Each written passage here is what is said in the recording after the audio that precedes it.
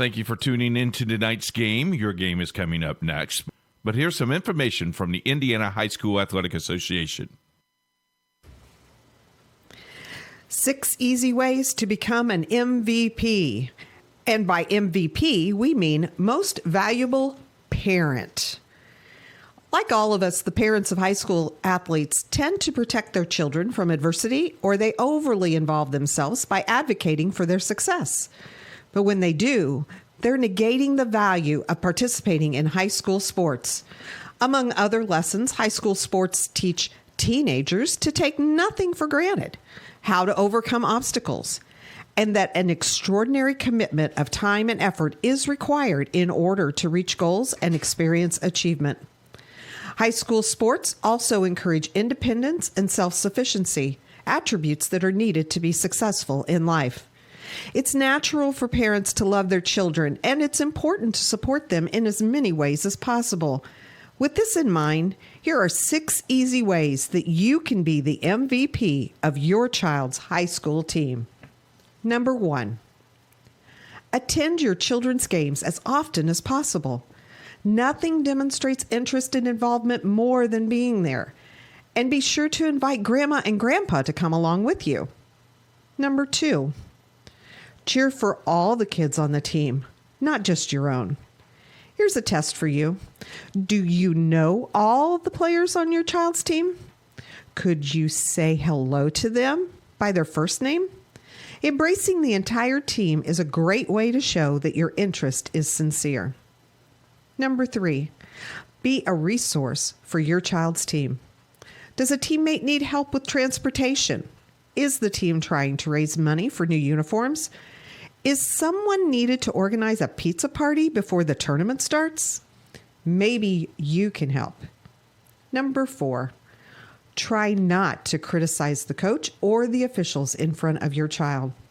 Hey, you're human, and there may be times when you need to vent. But be careful when and to whom you do it. Criticizing the coaching staff undermines its credibility and tends to put your child in the middle. And games are seldom won or lost because of an official's call. Remember, coaches and officials are objective. Most parents are not. Empower your child to talk with the coach about concerns. Everybody wants more playing time, and understandably so. But encourage your children to have that conversation with their coaches instead of you doing it for them. Giving teenagers the confidence and conviction to speak up for themselves is one of the greatest benefits of participating in high school sports. Number 6, focus on the life lessons your children are learning, not on win-loss records or how many points they're scoring. According to the NC2A, only about 2% of all high school athletes win a sports scholarship, and the average value of it is less than $11,000. But every child will benefit from the lessons they've learned as a result of participating in high school sports for the rest of their lives. It's difficult being the parent of a high school athlete. There's far more emotion and social pressure involved than is ideal. But if you follow these 6 pointers, not only will your children love and respect you, but so will their teammates and coaches. And you might even be named MVP. Thank you for your support of high school athletics in Indiana. Stay tuned now. The Indiana SRN game is next. Indiana SRN, where you're always in the game.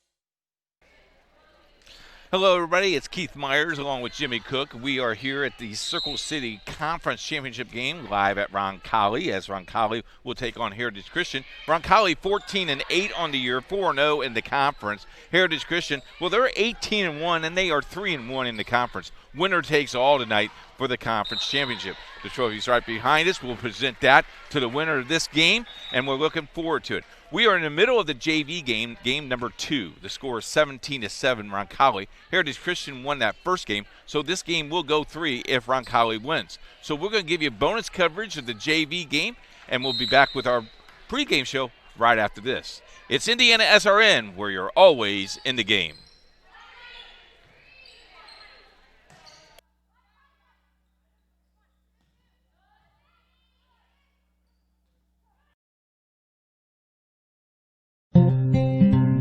If we've seen one thing in the story so far, it's that after things went wrong in the garden, the relationship between humans and God was less than perfect. But time after time, God continued to rescue and provide for humans. We left off with the Israelites wanting a king like other nations. So God used the prophet Samuel to select a man named Saul. Saul was strong and popular and seemed like the perfect choice for a king. And at first, Saul did a great job. But eventually, he turned his back on God and started to do what he wanted instead of what God wanted. So God began looking for another man who could be Israel's king. God used Samuel once again, this time predicting that a young shepherd boy named David would succeed Saul as king. David's own family thought the idea was crazy. David was the youngest of 7 brothers, and the other 6 were all bigger, stronger, and more fit to be the king. Until one day, when David showed he had exactly what it took. Israel was at battle with the Philistines, and they were being mocked and threatened every day by a giant soldier named Goliath. Though no soldier in Israel's army would stand up to Goliath, David ran into battle against him, armed with only a slingshot and some stones.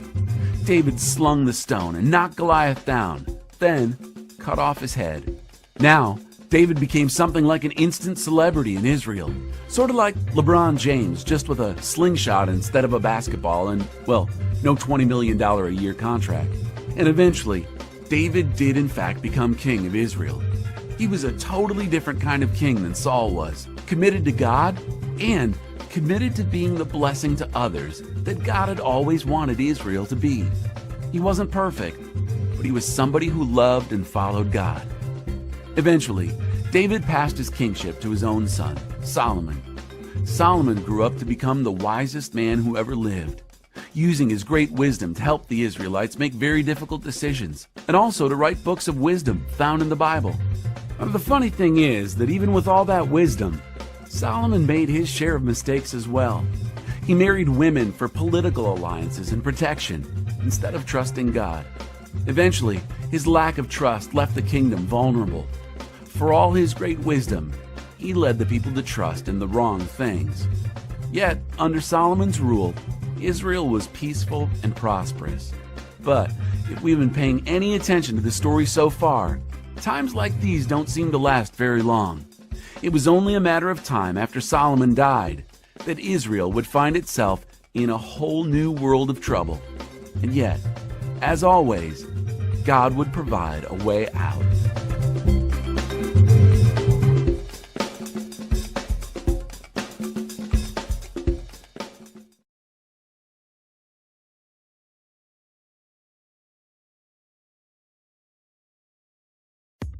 Well, good evening. Last night and earlier this morning, we saw things starting to come apart in God's story. Literally. The nation of Israel split into 2 kingdoms, one in the south and one in the north. God had a plan to bless the entire world through the nation of Israel, but things weren't going any further than a Tennessee basketball team in the tournament. On top of that, it's like they'd collectively been whacked on the side of the head, completely forgetting about all the amazing stuff God had done to rescue and provide for them over the years. Something drastic needed to happen. So, God sent a group of folks called the prophets. Now, today, when we think of the word prophet, we might think of things like fortune tellers, tarot card readers, and 1-800 psychic hotlines. But back in ancient Israel, A prophet wasn't somebody who could necessarily tell the future. They were more like messengers from God, often sent to deliver warnings to the people. They said stuff like, "Turn from your wicked ways," or "God's going to allow other nations to take you all as prisoners," or "God is angry with your selfishness and eventually is going to do something about it." Well, as you can imagine, these fellas weren't the most popular kids in the class. In fact, a couple of them were nearly killed for saying the stuff they did. The stories of some of the prophets read like something out of an adventure novel. Elijah, for instance, heard some priests encouraging Israelites to follow false gods, so he challenged them to a duel of sorts. The winner would show the people who was following the true God. He told them to have their God send fire down from the sky to burn up a bunch of animals on an altar. For hours, the priests prayed, and nothing happened. Elijah mockingly suggested maybe their God was on vacation or in the bathroom and couldn't be bothered. Then, Elijah prayed and asked God, the one true God, to send fire down. And sure enough, God sent down fire and burned up every last animal on that altar. Then there was Isaiah. He was like the rock star of prophets. Isaiah had a dream where he told God face to face that he didn't think he was worthy of being a prophet. God responded by reassuring Isaiah that he'd have the exact right words to say at just the right time. So Isaiah's message to the people was that because of their continual disobedience, bad things were about to happen. But Isaiah also told them that God would never stop loving them, and in fact, already had a rescue plan in place. This rescue plan involved somebody who would help Israel and all of humanity turn things around once and for all. Isaiah wasn't the only prophet to talk about this rescue plan, but he talked about it a lot and in really great detail. In fact, I think in a few weeks, we're all going to be pretty amazed just how much Isaiah knew about somebody who hadn't even been born yet. But that's for another time and another story soon.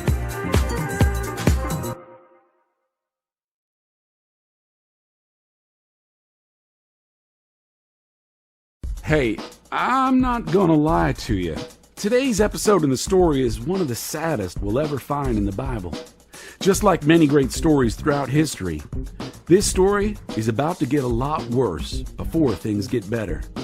That said, grab a tissue or hold the hand of somebody next to you, if you know them, and just try to take this story in.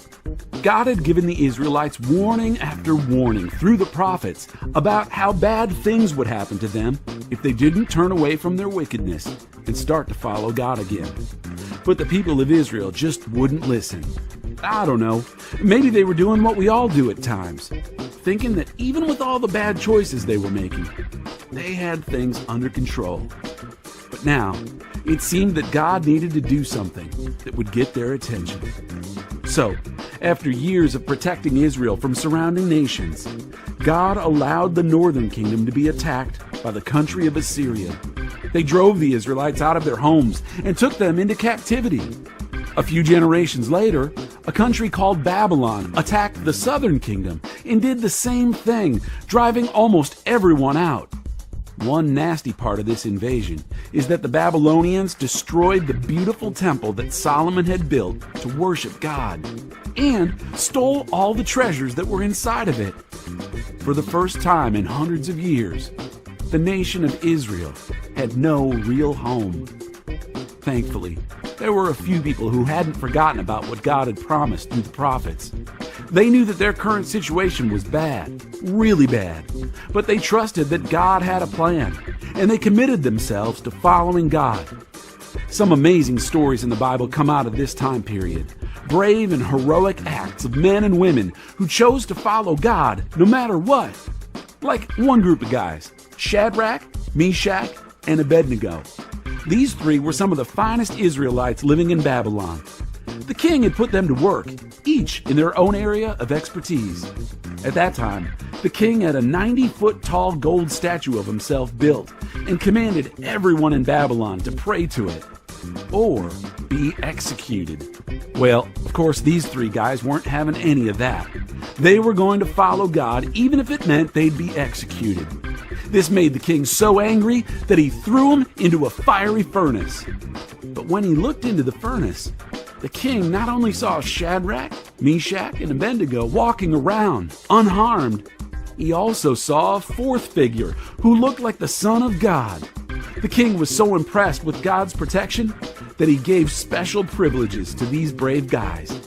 There's a bunch of other stories like this, and you should read them all when you get a chance. Promise you, it will be one of the most inspiring things you ever read. It's almost like God was using each of these folks to remind the Israelites living in captivity that God hadn't forgotten about them and had a plan for rescuing them. Makes me wonder where we might see reminders like that in our own lives every day. Sometimes I think they're kind of tough to spot, but I bet if we slowed down and looked hard enough, we'd see how God is reminding us that there's a plan for each one of us.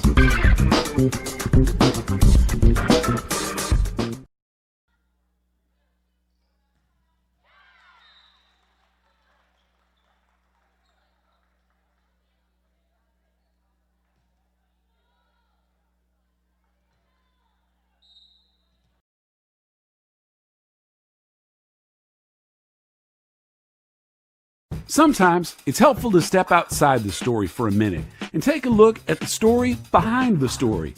It's kind of like watching a behind-the-scenes segment on a DVD.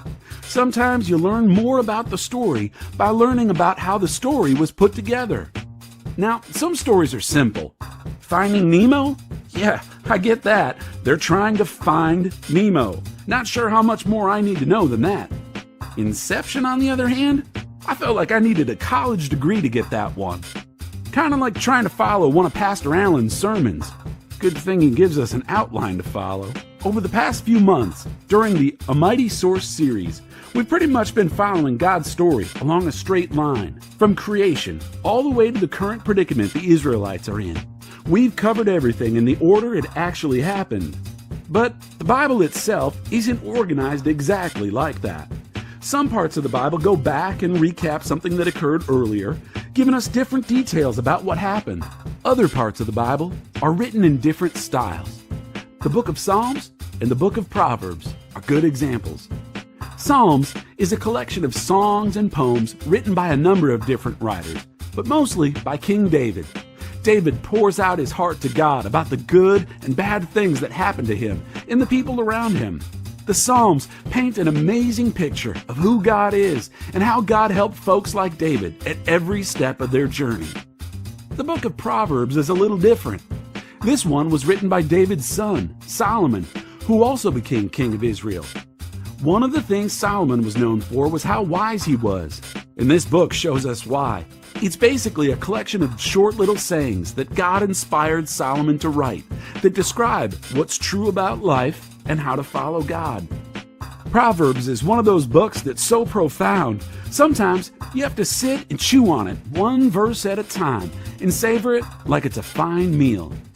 Pretty cool, huh? The great leaders not only followed God in the way that they ruled their countries and fought battles, they also wrote poetry and wise sayings that express their love for God.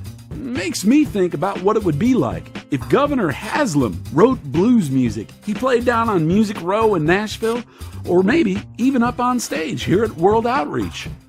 So, that's the story behind the story at this point in the story. Got it? Good.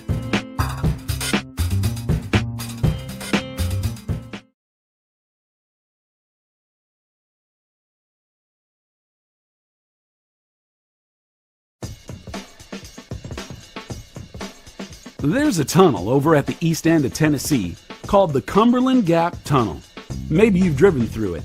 It's on a stretch of I-25 heading into Kentucky, and it's well over a mile long.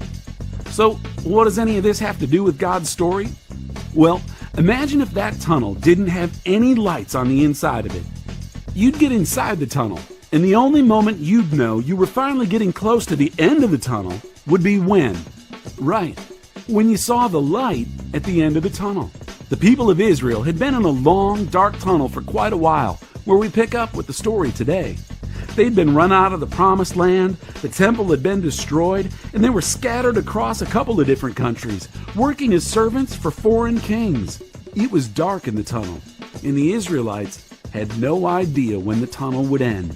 Then, along came a guy named Nehemiah, who was living in Persia, serving their king as a cupbearer.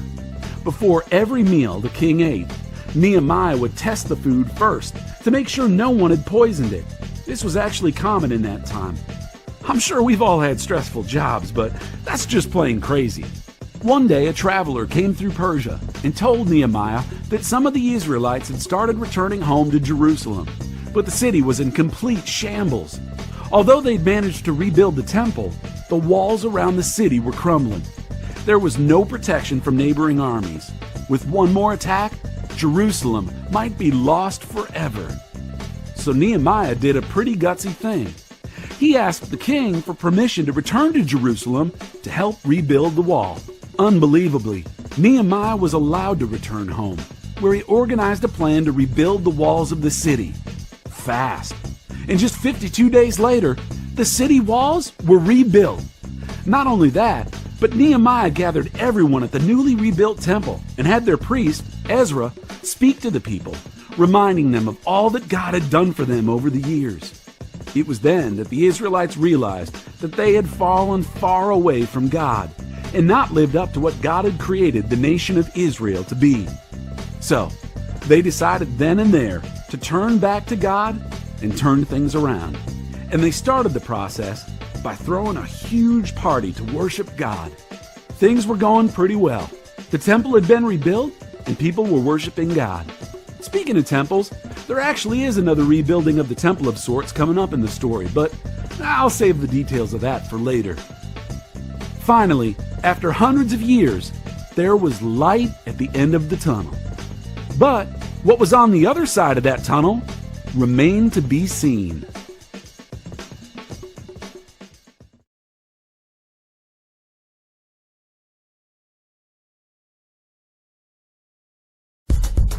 If it feels like it's been a while since we started our journey together through God's great story, you're right. In fact, on our first day of A Mighty Source, it was only 41 degrees outside here in Murfreesboro, and some of us were still returning Christmas gifts at Dillard's. It's also been a while since we last left off in the story, and while that gap in time might feel long to us, it's nothing compared to the weight the ancient Israelites had to endure. You see, after years and years of God speaking to the Israelites all the time, God pretty much went silent for 400 years. And a lot happened to the Israelites during that time. After years of being scattered around different countries, most of them had returned home. There was just one problem. The Israelites didn't control Israel. Rome did. Yep, that Rome. The one run by a bunch of guys with George Clooney haircuts. The Caesars. As you can imagine, the Israelites didn't really dig that somebody else was in charge of their country. And from time to time, they even clashed with the Roman government. Thankfully, the Israelites hadn't forgotten their history. A history of God rescuing them over and over again. We here at World Outreach Church have looked at those stories over the past 6 months. It's all those stories, from the beginning of the earth to the books of poetry through the 400 years of silence, that make up what we now call the Old Testament. The next major part of the story, called the New Testament, begins with God breaking his silence in a big, big way.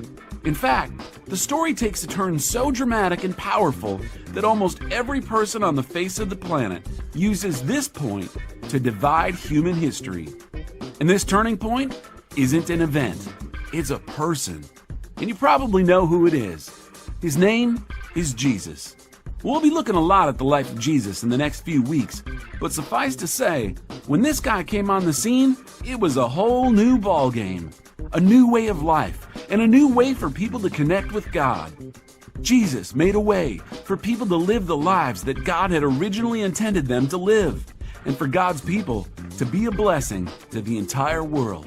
By doing all this, Jesus was fulfilling the promises and the prophecies found in the Old Testament. Knowing where Jesus fits into this great history adds so much meaning to the things he did and said. Skipping to the Jesus part is kind of like when you turn on the TV on a Saturday afternoon and there's one of your favorite movies on, but it's already an hour and a half into the movie. Sometimes you just don't even want to watch. Your favorite part of the story might be the ending, but it doesn't mean half as much if you weren't able to see the beginning. That's the New Testament. 27 individual books. 4 of them are directly about the life of Jesus. Another book is about how Jesus' followers started the early church, and the rest of the books are essentially letters written by a few different guys to these early churches, encouraging them and reminding them the truth of who Jesus was and what it meant for them. But in all 27 of these books, it's like the authors make the assumption that the readers aren't just turning on the TV in the middle of the movie. These authors, and Jesus himself, quote the Old Testament hundreds of times and assume that the readers know all about the history, poetry, and prophecy of the Old Testament.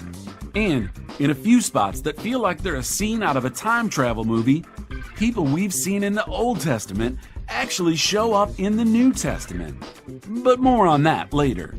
So, we here at World Outreach Church and the ancient Israelites have finally made it to the New Testament. Something amazing is about to happen.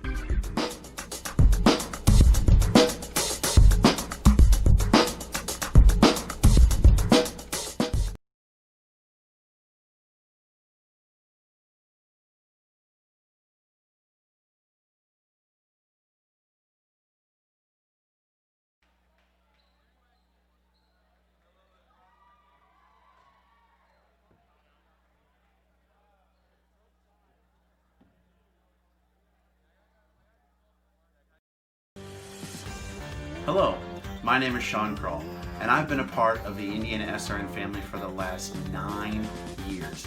Last year, we streamed a record 326 sporting events around Central Indiana. All the other guys broadcast basketball and football, but we at Indiana SRN also air volleyball, softball, baseball, and even golf. But we need your help. To continue our mission, please help us by contacting Coach at indianasrn.org. Indiana SRN, where you're always in the game.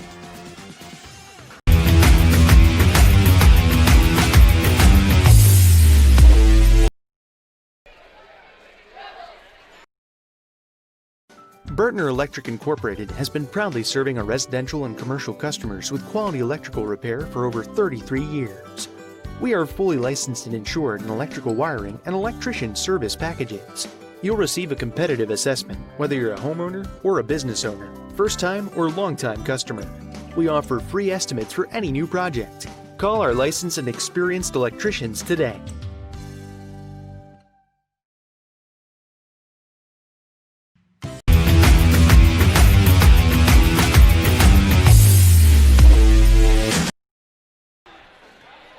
And a pleasant good evening, everyone, and welcome to high school volleyball here on Indiana SRN. Jimmy Cook alongside the coach, Keith Myers. So pleased you've chosen to spend part of your Monday evening with us. There might be Monday Night Football on, Steelers and Bengals, but this is by far the best sporting event you're going to see tonight because of the trophy on the line. It's right behind us. It is the Circle City Conference Championship. The Roncalli Rebels, the host team this evening, have won the award all 3 times dating back to 2016. They are currently undefeated in the conference right now, host a Heritage Christian team that is rolling on all levels. Also, the winner gets that trophy. The loser is left thinking about what happened tonight and hopefully a quick turnaround with their respective either city or Marion County tournaments and postseason play to follow soon. As I bring in my partner in crime tonight, the coach, Keith Myers. Coach, I gave us a good preamble there, but there are so many different stories between both of these teams, especially at the heart of their net play. On the Heritage Christian side, it's Raven Colvin. On the Roncalli side, it is the likes of Abby Johnson and Faith Birch and the libero Emma Halter, who you've called one of the best in the state despite she's a sophomore. Yeah, you know, it's 92 degrees outside. It's like 104 degrees in here, hot and sticky. This is a very important game for both teams because after this game, regular season is over Thursday. Then they have to get ready for conference play. Then they have to get ready for the county tournament for Roncalli, for Heritage Christian. They got to get ready for the city. Then they got to get ready for the second season. This is very important. Both coaches told me we're not changing anything. We know what they do. They know what we do. This is going to be head-to-head. It's going to be one at the net, just like last week against Chatard. You got to win at the net. With the 12-game winning streak that Heritage Christian has had, do they have a down night? Hopefully not. They just will improve on their season. This is a tough place to play, Jimmy. We've been here now 3 times, and it's really a tough place to play. This is fun. When it says Roncalli 3 times, they don't joke around for volleyball. It should be a fun game. Now, the Rebels take volleyball as serious as anyone in the state for good reason. You look around here at the Woodshed, this historic venue that timeline is ever changing, but the thought is that in the middle of the winter campaign for the basketball teams here at Roncalli, this building will obviously still be here, still be housed for JV games, but varsity contests will take place right across the way in the next building over 500 feet. Exactly, literally 500 feet away from where we are right now. That being said, there's been a lot of championships won in this very building. Coach mentioned it. There's a reason that the Rebels have captured that Circle City Conference title every year that it has been in existence. But this is a Heritage Christian team that is a worthy successor in that line of championship reign. Yeah, and you look at Heritage Christian, they're young. Roncalli's somewhat they're doing 5 seniors tonight, so 5 out of the 12, they got 7 kids back. But you look at Heritage Christian, they only lose 1 important player on their team. Everybody else comes back. If this is not the year, a lot of people will say next year. Well, they didn't want it to be this year. They wanted to have Heritage on that trophy. And that's the cool thing about this conference, because we talked about it. We've covered every single team in this conference. And this day in and day out, you got to play volleyball to the best of your ability, or you're going to get beat, and you're going to get beat very handily. Both the teams are up the upleague. We'll see what happens. You could call it a Circle City Conference dynasty that Roncalli has established in volleyball since the conference started back in 2016. Perhaps Heritage Christian is about to start a dynasty of their own, as Coach mentions, with how young they are. Or maybe the Rebels will say, not so fast. We want one more title underneath our grasp. We're going to step out for the first time here from the Woodshed on Indiana SRN as senior night is ongoing, as has been the trend. It's that time of year. You have to honor the seniors. We love covering each and every event we go to. We love covering the players and giving the student athletes a chance to broadcast their action, and the seniors have done that for 4 years, and they deserve the proper recognition. So we'll be in and out a little bit until we get into our actual pregame show, but until then, stay with us here on Indiana SRN as we have the Circle City Conference, effectively the championship game of the regular season between the Roncalli Rebels and the Heritage Christian Eagles on Indiana SRN. Your home and office make up a big part of your world. Sometimes trying to manage it all on your own can make you feel like you have the weight of the world on your shoulders. And when the weight of the world is on your shoulders, you need a strong back or two to come to your rescue and haul your stress away. You need the College Hunks. Whether it's time to clear some space for new memories, to reinvent the room around you, or to simply pack up and move into a fresh new beginning, you can count on the Hunks to bear your burden so you don't have to. Let us move you today.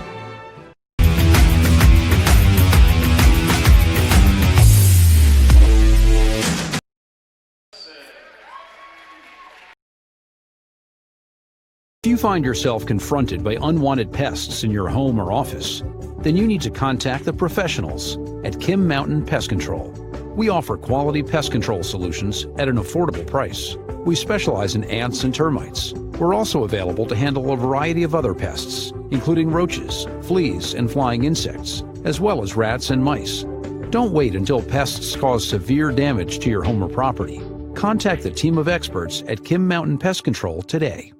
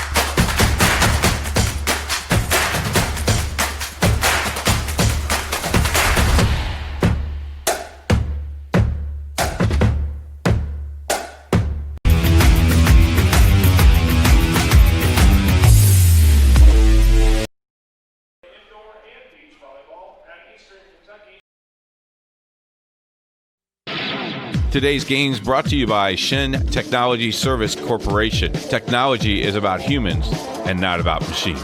Dave and his crew has provided 27 years of software needs. Give them a call. Shin Technology Service Corporation. You may reach him by phone at 317-545-3650 or shintechnology.com. For more information, contact Dave, 317-545-3650.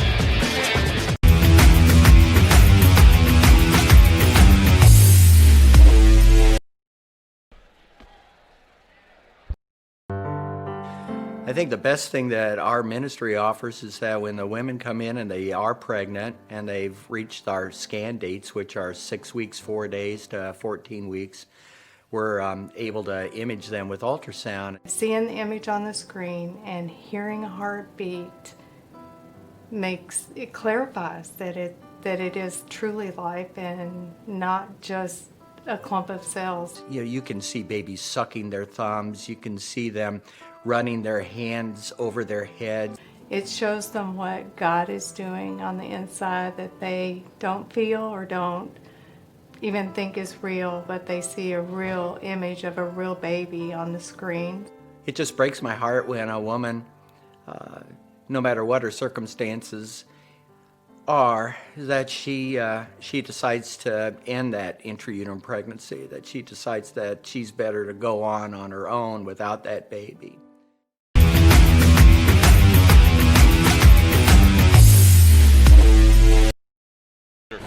Mr. Volleyball State. Piper Group Warehouse has a strong commitment to their clients as their logistics provider. If you would like to discover how you can improve your service levels while lowering your overall cost, Piper Logistics Group can help. Call Greg Piper today at 317-396-3916. Piper Logistics Group.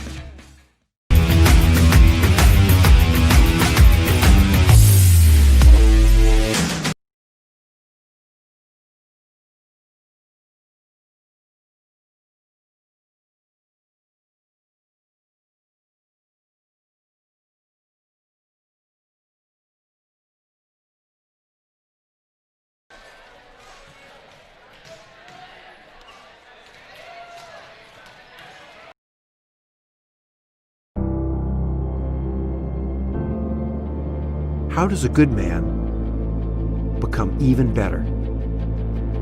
By working out? Or by working his way up the corporate ladder? By changing his diet? Or by changing his style? By traveling the world? Or by staying perfectly still? For 300 years, we've helped good men become the best versions of themselves through a dedicated fraternity and by taking an oath to live a life of integrity, service, and brotherly love. Men who are as committed to each other and their families as they are to our noble cause. In the end, we don't just make men better, we make them Masons. Not just a man, a Mason.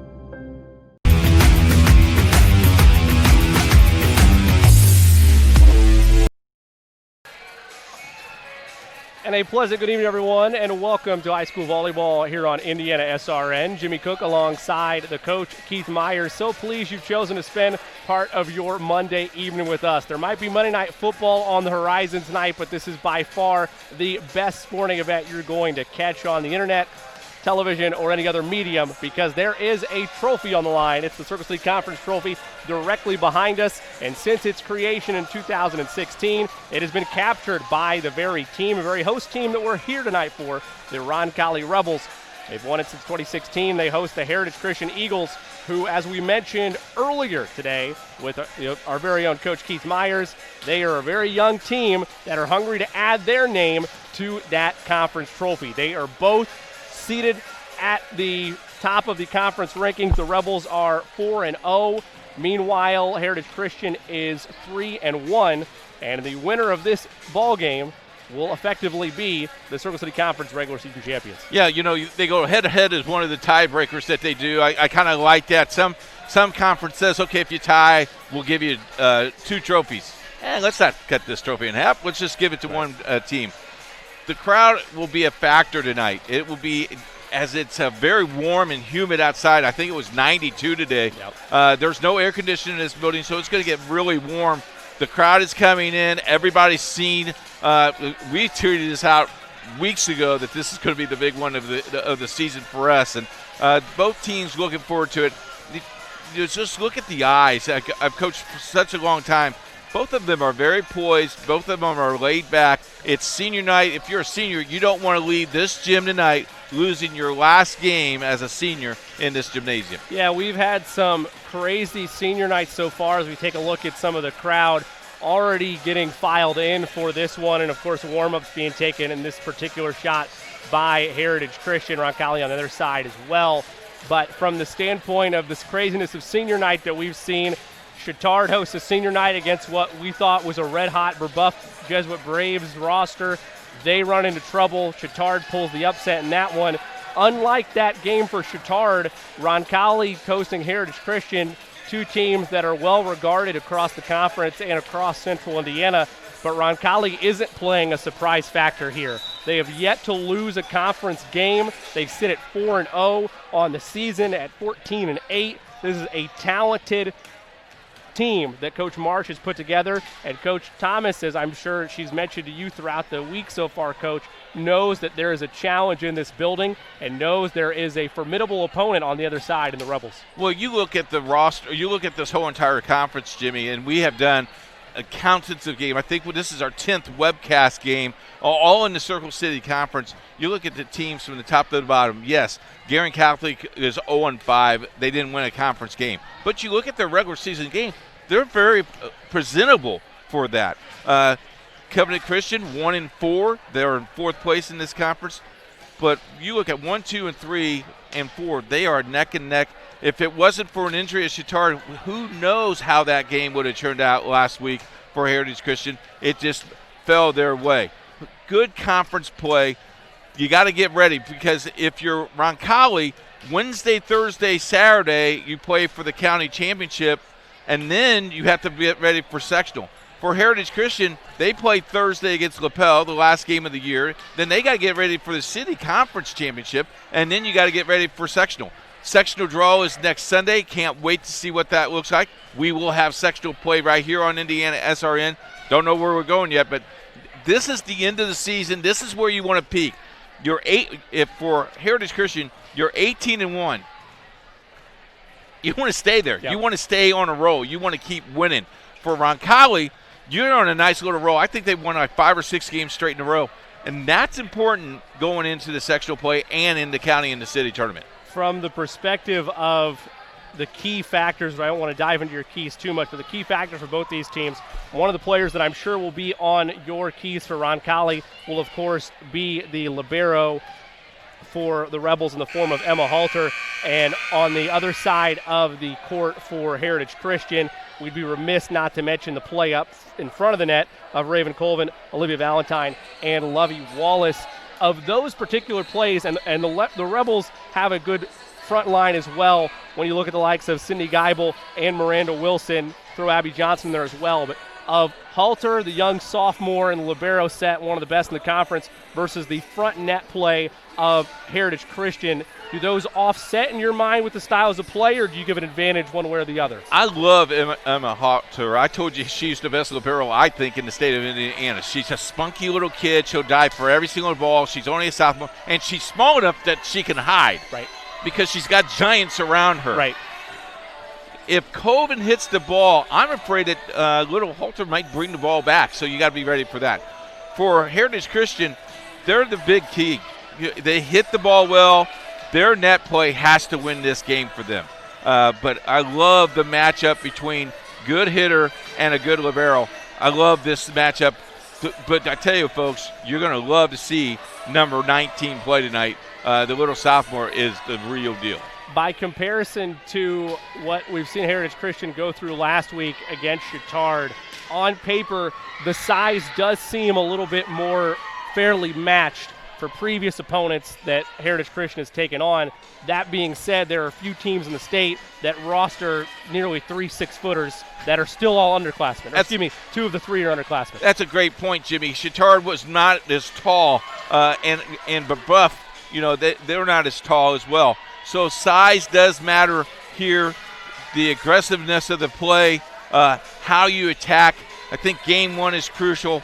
Again, we talked about this all the time. You win game 1 and game 2, you're in the driver's seat. And that's what I think what Roncalli wants to do, is to make sure Heritage Christian doesn't get started and get the momentum. They want to take the momentum, and they want to take this game to them right away and have success quickly, so there's no hope. If you do that, do you lay down? I don't know. We saw Chittard play a great game 1 last week. Heritage Christian came back on fire and won 3 straight in a row. So could be very interesting how this comes out. We started this season just at the end of August. It feels like it was just yesterday. Yes, it does. But we felt like that Heritage Christian was going to be the team to beat in this conference. And perhaps we didn't dive in deep enough on night 1, but Roncalli has proven to be in that exact same conversation. Are you at all surprised that this is where we're at to close the Circle City Conference season? To be honest with you, this is the championship game last year. Last year was Roncalli Heritage Christian. Game was played at Heritage Christian. Roncalli wins it. They're the defending champions until someone beats them. Now they're the three-peat time. So it's kind of hard to beat once you beat that straight. No, I'm not surprised at all. I'm really surprised that Buff kind of went away a little bit. But this conference is going to be very solid, because if you look at the overall conference, there's only maybe 12 seniors in this whole entire conference. Everybody else is going to come back, and there's a mixture of 3A, 4A, and 2A in this conference, which makes you very competitive. We're going to step out for the first time here on our pregame show. When we come back, we'll dive a little bit deeper into this matchup between Heritage Christian and Roncalli. Coach will have his keys to the game for tonight.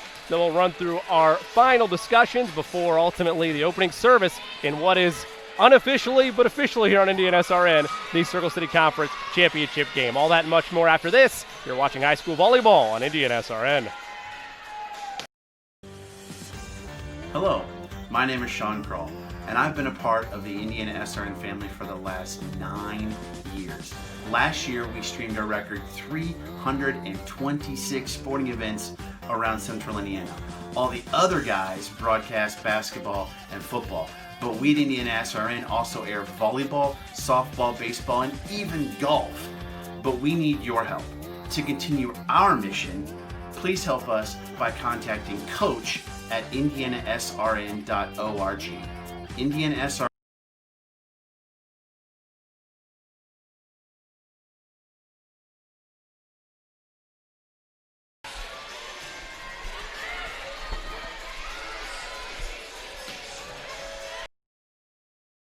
Burtner Electric Incorporated has been proudly serving our residential and commercial customers with quality electrical repair for over 33 years. We are fully licensed and insured in electrical wiring and electrician service packages. You'll receive a competitive assessment, whether you're a homeowner or a business owner, first-time or long-time customer. We offer free estimates for any new project. Call our licensed and experienced electricians today.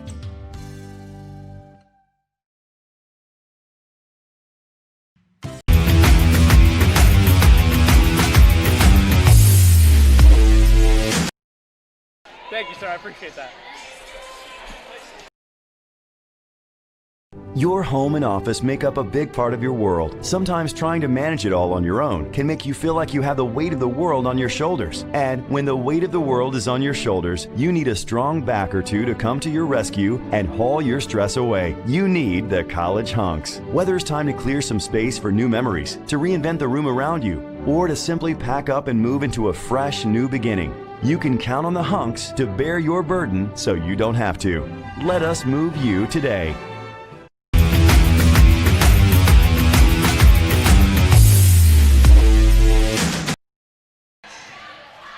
Welcome back to the Woodshed on the campus of Roncalli High School. Jimmy Cook alongside the Coach Keith Myers as our pregame show rolls through in this Circle City Conference regular season title game between the Heritage Christian Eagles and the Roncalli Rebels.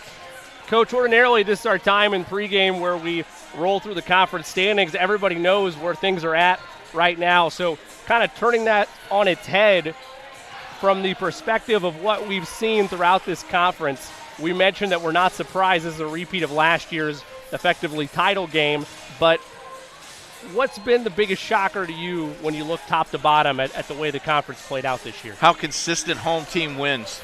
Heritage Christian, in their record is 3-1. Their only loss was away. Yep. All their other home games was won. Heritage Roncalli is undefeated, home and away. That's very impressive as well. I think the youth of Guerin Catholic caught up a little bit at the end of the year. Maybe they were overmatched a little bit. I think Covenant Christian might have been a little disappointment because, a couple years ago they were contending for the state championship, but Brooke Binky has a very young ball club. I think she started maybe 3 freshmen, so they'll be fine. You look at this conference to get you ready for the sectional. You look at the Sager ratings.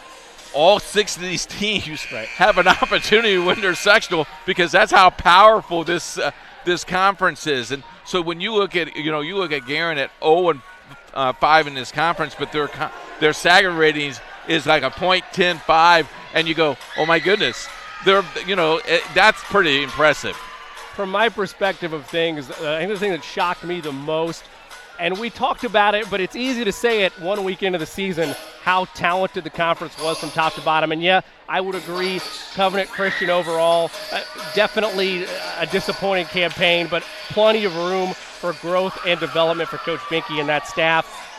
Returning a lot of players next year to continue to get better and better. I have no doubt that this will be a blip on the radar in terms of their full-scale swing of things. But other than that, the rest of the conference, top to bottom, night in and night out, you really never knew which way things were going to go. Sure, Heritage early on, there was a dominant force there, and they've still only lost 1 game. But the fact it was a rebuffed team, like you mentioned, on the road, and now it's a Braves team that has kind of struggled as of late to other opponents in the conference, just shows you how deep it is from top to bottom. Yeah, the other thing, too, is, you look at top and bottom of this conference, and you look at the ability to play night after night. On a normal season, in football, you play 1 game a week. In volleyball, you're playing anywhere from 2 to 3 games a week. So you got to be up each week. The one thing that I notice, especially a lot of these teams in this conference, they'll play they'll play Tuesday, Wednesday, then they'll play Saturday, and then Saturday they're in the gym for 4 or 5 games. So with the long winning streak that both of these teams have had, they're playing other competition in their conference, which is very impressive. And volleyball in the state of Indiana is very, very healthy from the north all the way down to the south. We'll find that out this week in the drawing, because the sectional drawing is Sunday at 7 o'clock. I'm looking forward to seeing what that drawing is. The other thing that I think is going to be very interesting is this has been tweeted out everywhere. A lot of people are watching this game. In fact, coaches around the area aren't watching this game. They're watching this game live. They want to see the firsthand knowledge of both of these teams. We're going to step out one more time here on our pregame show. When we come back, we will have Coach's keys to tonight's game. We'll run through our final thoughts and get you set up all the way to the prayer and national anthem in this Circle City Conference regular season title game between the Heritage Christian Eagles and the host, Roncalli Rebels. If you find yourself confronted by unwanted pests in your home or office, then you need to contact the professionals at Kim Mountain Pest Control. We offer quality pest control solutions at an affordable price. We specialize in ants and termites. We're also available to handle a variety of other pests, including roaches, fleas, and flying insects, as well as rats and mice. Don't wait until pests cause severe damage to your home or property. Contact the team of experts at Kim Mountain Pest Control today.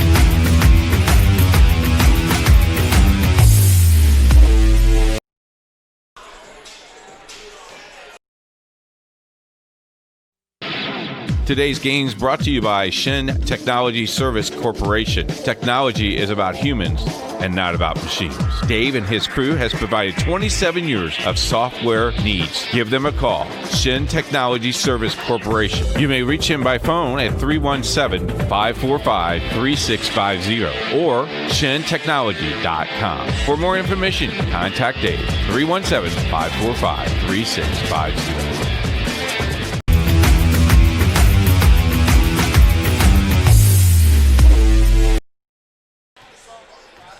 Welcome back to the Woodshed at the campus of Roncalli High School. Jimmy Cook alongside the coach Keith Myers. The Circle City Conference regular season title game just a few minutes away from taking place here in this historic venue. As we mentioned, the Woodshed that is the original Woodshed anyway, retired at the end of this volleyball season and the midpoint of the basketball season. So, Coach, with all that being said, it's now time for one of my favorite portions of our pregame show, your keys to the game. Well, first of all, if Riley can show the crowd, there's big heads everywhere tonight. I noticed that there's not a big head of you. What's going on? You're the alumni here. What?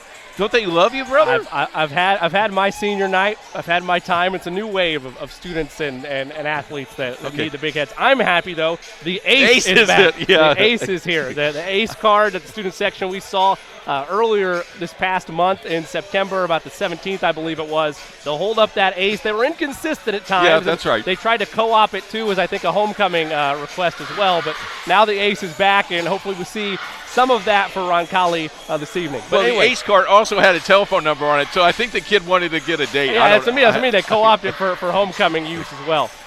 Tonight's keys of the game very easily for Heritage Christian. They got to play 30-30. And it's a new phrase that I learned last week, and that's everywhere in the court they have to go put the ball in play. It's more important that they put the ball in play tonight than they ever have all year long. They have to play consistent, and they have to be ready for the big spur. Right. And because Roncalli will come after you, can you absorb that and overcome that? For Roncalli, just play relaxed. You're home. You got your crowd. You got the ace in the booth. Whatever it is, just be relaxed. And you got out of school at 2:30. You got to go home. Maybe you got to rest a little bit. For Heritage Christian, it was on a school bus at 3:05. Are you surprised that we don't have any delays traffic-wise tonight? 465 today. I tell you what, Jimmy, coming in from 465, it starts slowing down at 74. And went, oh, please, come on. And so I just prayed, Jesus, I need that to open up. And the road opened up like walking through Moses in the Red Sea. That was a good thing. Going home, maybe 8 minutes. Getting here, another 25, but it's a lot better than an hour and a half than last week. Over, under 4 games tonight? 4. Over, under. 4 is the limit. You think it's going to push? You're saying it's going to push at 4? It's going to be a push at 4. Okay, do you have a prediction? No, I can't. All right. No. I know that it's going to be a fun game, and I know it would be. It's our last game of regular season here for us. We got the city tournament next week, but I'm fired up. It's like our senior night, and I told you off the air. It's been a long year, and I'm really tired. But I counted, we had 14 games on web this year. That's amazing for Indiana SRN. Phenomenal for Indiana SRN, phenomenal for the student athletes as well. We are going to step out for the final time here in our pregame show as they roll together with the prayer and the national anthem here at Roncalli High School. When we come back, we will have this Circle City Conference regular season title game between the Heritage Christian Eagles and the Roncalli Rebels. It's live, and it's on Indiana SRN. I think the best thing that our ministry offers is that when the women come in and they are pregnant and they've reached our scan dates, which are 6 weeks, 4 days to 14 weeks, we're able to image them with ultrasound. Seeing the image on the screen and hearing a heartbeat clarifies that it is truly life and not just a clump of cells. You can see babies sucking their thumbs. You can see them running their hands over their head. It shows them what God is doing on the inside that they don't feel or don't even think is real, but they see a real image of a real baby on the screen. It just breaks my heart when a woman, no matter what her circumstances are, that she decides to end that intrauterine pregnancy, that she decides that she's better to go on her own without that baby.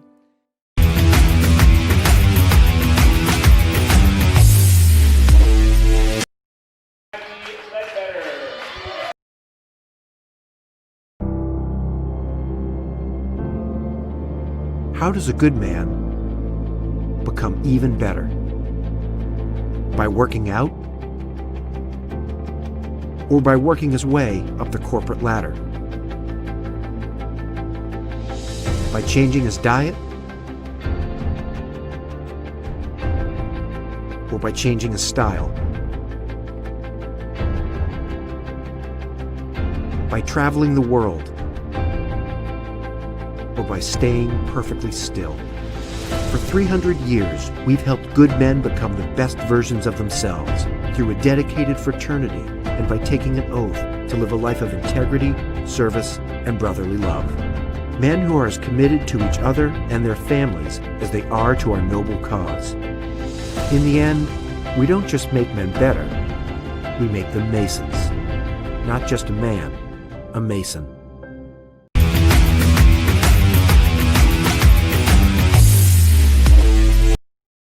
Or 21? 22.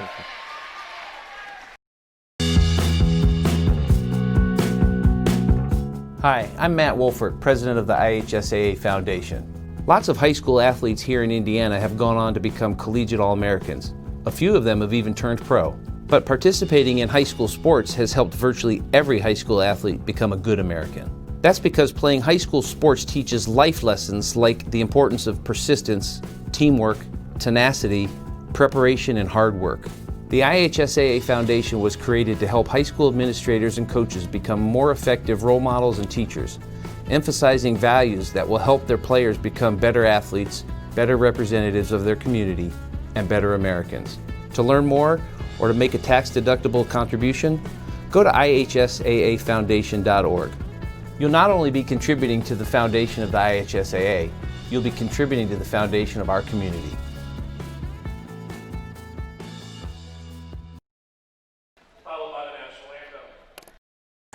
I don't think of this as a high school weight room. It's more like a high school classroom. I'm learning how to manage my time here. I'm learning that it's important to have goals and that it takes persistence and commitment to reach them. And I'm learning that the best way to lead is by example. Indiana high school sports. They're more than just a game. Come and see me play.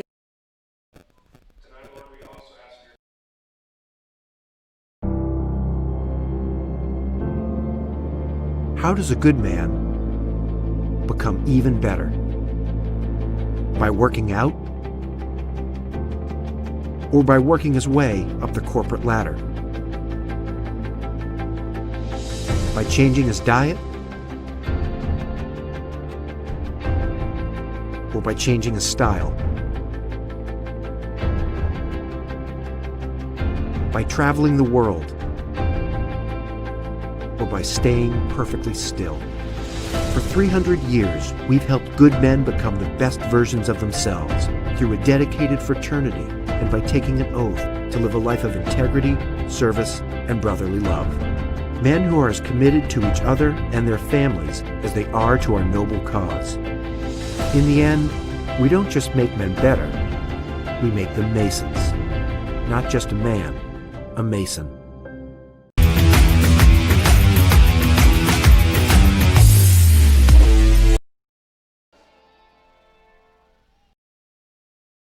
Bertner Electric Incorporated has been proudly serving our residential and commercial customers with quality electrical repair for over 33 years. We are fully licensed and insured in electrical wiring and electrician service packages. You'll receive a competitive assessment whether you're a homeowner or a business owner, first-time or long-time customer. We offer free estimates for any new project. Call our licensed and experienced electricians today.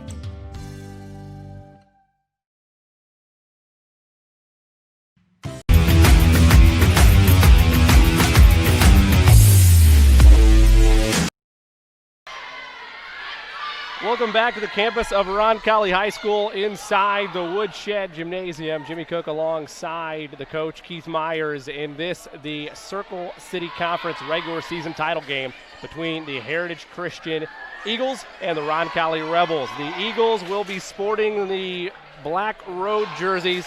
Meanwhile, the Rebels, it's a sea of red for Roncalli. They'll be sporting the red jerseys. Their libero will be wearing blue. That's number 19, Emma Halter. White will be the libero color for Grace Ledbetter. Do me a favor. Take that trophy, hide it, put it in my trunk, will you? Can't do that. Oh, because now I'm an accomplice, and now I'm aiding and abetting. It's something you got to ask me off air. Oh, okay. Well, I noticed the conference director is here tonight, so that should be very interesting. I tell you what, I would estimate this crowd to be about 1,000, don't you think? Pretty close? I'll take the under. It's a packed capacity, you're not even helping me. I mean, it's full. If this is a radio crowd, I'd help you, but they can eyeball it. Okay, what do you think? At least 600. There's a fair amount of people. All right, fair. It's fine. A capacity crowd. Fine. Standing room only in some ranges. Fine. Good luck. Have a good broadcast. Oh, man. I'm leaving. All right. Well, hopefully Coach rejoins. Oh, he's still here. First service belongs to Heritage Christian as the Circle City Conference regular season title game is underway, and it is a point for the Eagles to open things up. That shot down the line was just long. Service belongs to Gracie Ledbetter, the 5'6" junior. Eagles 18-1, the lone loss coming to rebuff in conference play last month. Counterattack. There's Raven Colvin, one of our players to watch for, and it's a kill for immediately. Grace Ermer misplayed it slightly on the back row, 2-0 Eagles. If they push the ball all the way back, Roncalli will have to work very hard to bring that up. There's the 30 we talked about. Ledbetter's overhand service. Halter's there, one of our players to watch for. They set in front of the net. Counter strike by Lazon. Eagles can't answer. 2-1 Rebels. Roncalli has won this conference every year since it was established in 2016. They almost were thrown last year, but the Eagles fell short. That was at Heritage Christian. A rematch of last year's title game here tonight.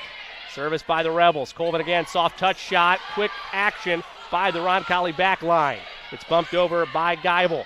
They'll fake to Colvin, and now they'll go to Valentine. That's blocked. Halter's there to track it down. Now Geibel. It's kept alive. No, it will not be kept alive. Effort by Snyder. She has been diving on the floor left and right for Heritage Christian all season long, but not enough that time. We're tied. Colvin has to hit the ball. I think the soft touch is to the advantage of Roncalli. You got to hit the ball and you got to finish strong. Faith Birch, the freshman for the Rebels, with the service. Return attack by Phillips, and that's in the net. Early jitters on that possession for Phillips, and it's 3-2 Rebels. We talk about fancy.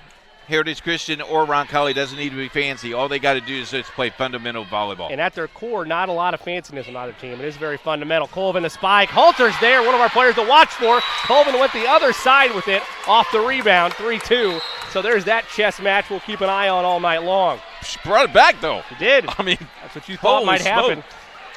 One of the few liberos in the state we've seen do that against Colvin.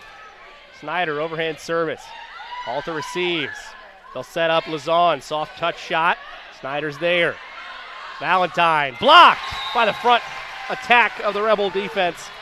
Lazon was there, as was Johnson. 4-3 Rebels. Set one, best of 5 set here in the Circle City Conference regular season title game, and one of the last girls volleyball game, I believe, in Woodshed history here on the campus of Roncalli High School. They go to Colvin on the outside. That spike is out.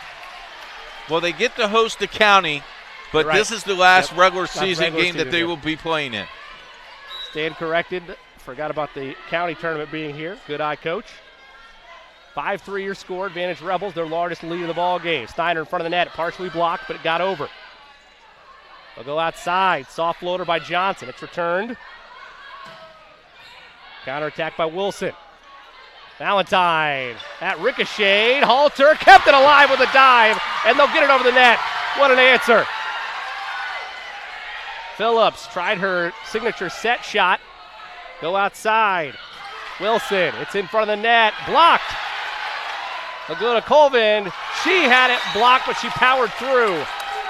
5-4. What a rally by both teams. And how about the play of the young sophomore? How about Halter? She's on the other side of the floor and beats it and gets it up in the air. Paige Hickey, the 5'2 junior, has the service. Received on the back line by the Rebels. They'll go outside. Wilson dug in for by Hickey. Phillips in the net. 6-4 Rebels. Nice little pancake up there. Heck of a start so far. I wasn't kidding when I said that Monday Night Football has nothing on this. No.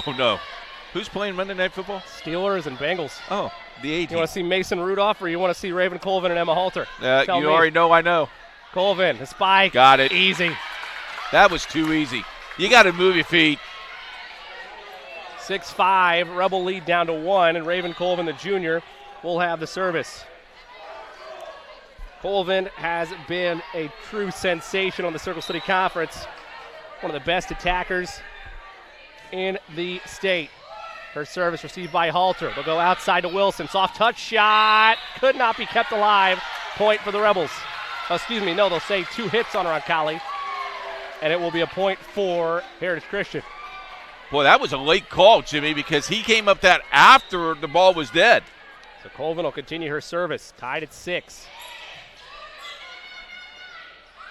Wilson again, her spike, powered through, 7-6, and I'll tell you something, Coach, if the Rebel, which we thought going in they could, if the Rebel outside players can attack with as much velocity as Heritage Christian, this is going to be a long night for both teams. Yes, sir.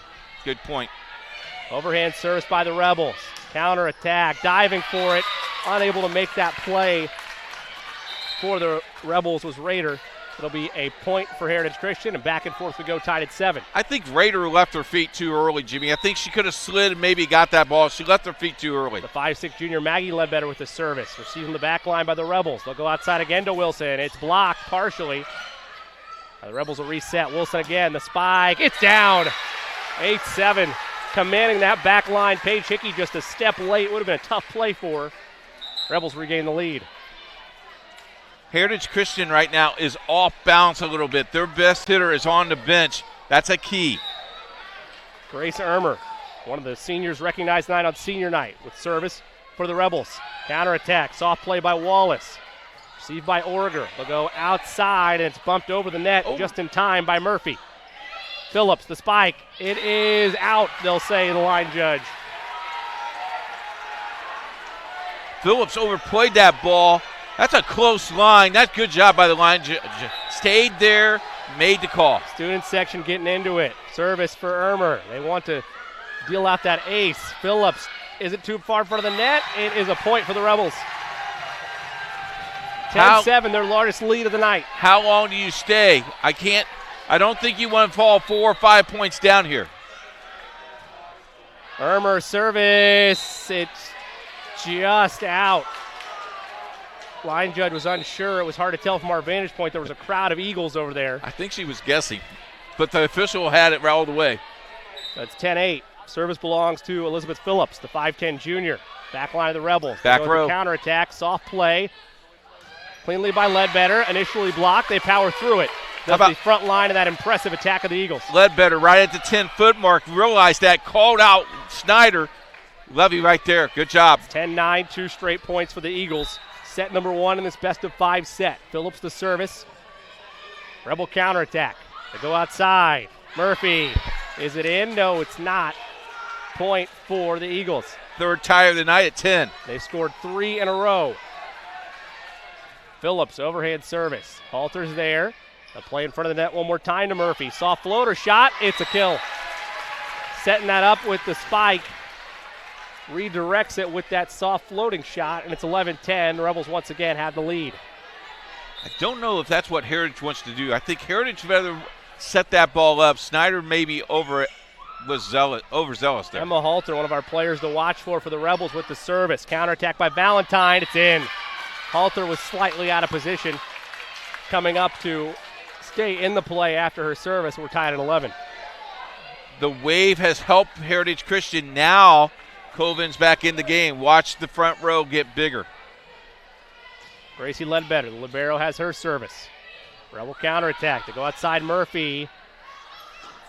And contact. Won't get over the net. Coach mentioned a collision between 2 Eagles, but the play kept going the wrong direction, and Phillips could not get it over in time. So 12-11, the Rebels once again capture the lead. More communication needs to be done for both of these teams. Birch's service. Received by Ledbetter. Valentine. Rebels will counter. Murphy out. Sailed it. Boy, I tell you what, the right location, Jimmy. Yep.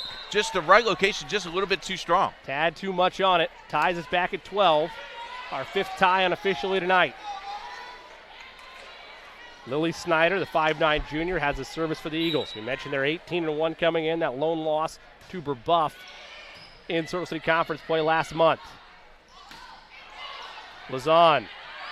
Now Eagles. Colvin diving to keep it alive was Ermer. The senior gives them hope, and they'll say two hits by the Rebels. So for the first time since 1-0, the Eagles have a lead in set number 1, 13-12. Overhand service from Snyder. Play in front of the Tech on the counterattack. Murphy had it blocked. Rebels will set it over. It's blocked again. Quick reflexes, though. Keep it alive once more. How many times do you see that against the Eagles? They've been so active in front of the net, and very often, Coach, we've seen that second block. It leads to points. The Rebels stay with it, and the back line of the Eagles that time to blame. You know, the Heritage Christian Ball Club wanted 4 hits, and the official said it was tipped. He's there. I can't argue with him. They'll play through. Molly Rader, another senior for the Rebels. Her service. Received by Ledbetter. Colvin, it's out. We haven't seen a lot. They will not say it was tipped. They'll say it was out. Heritage Christian arguing it was tipped. I didn't see it from our vantage point of a ricochet there, and the official has a closer angle than us. Agrees with that. So 14-13 Rebels. Raiders service. Received by Ledbetter. They'll try Colvin again. This time goes up strong. That one's out as well. No tip there. The last have been airmailed. It's 15-13. Timeout taken by Coach Thomas. We'll keep it here. So far, it's as good as advertised, Coach, but the Rebels holding a 2-point advantage here in set number 1. Yeah, and you notice the play is getting more intense. By the time we get to game 4 or game 5, this thing, we won't have fingernails left. Good play, consistent line judges all night long. The officials are going to make that call. If they think they missed a call, they're going to overrule them. That's good officiating. I loved how the referee just go, I got it under control, just play.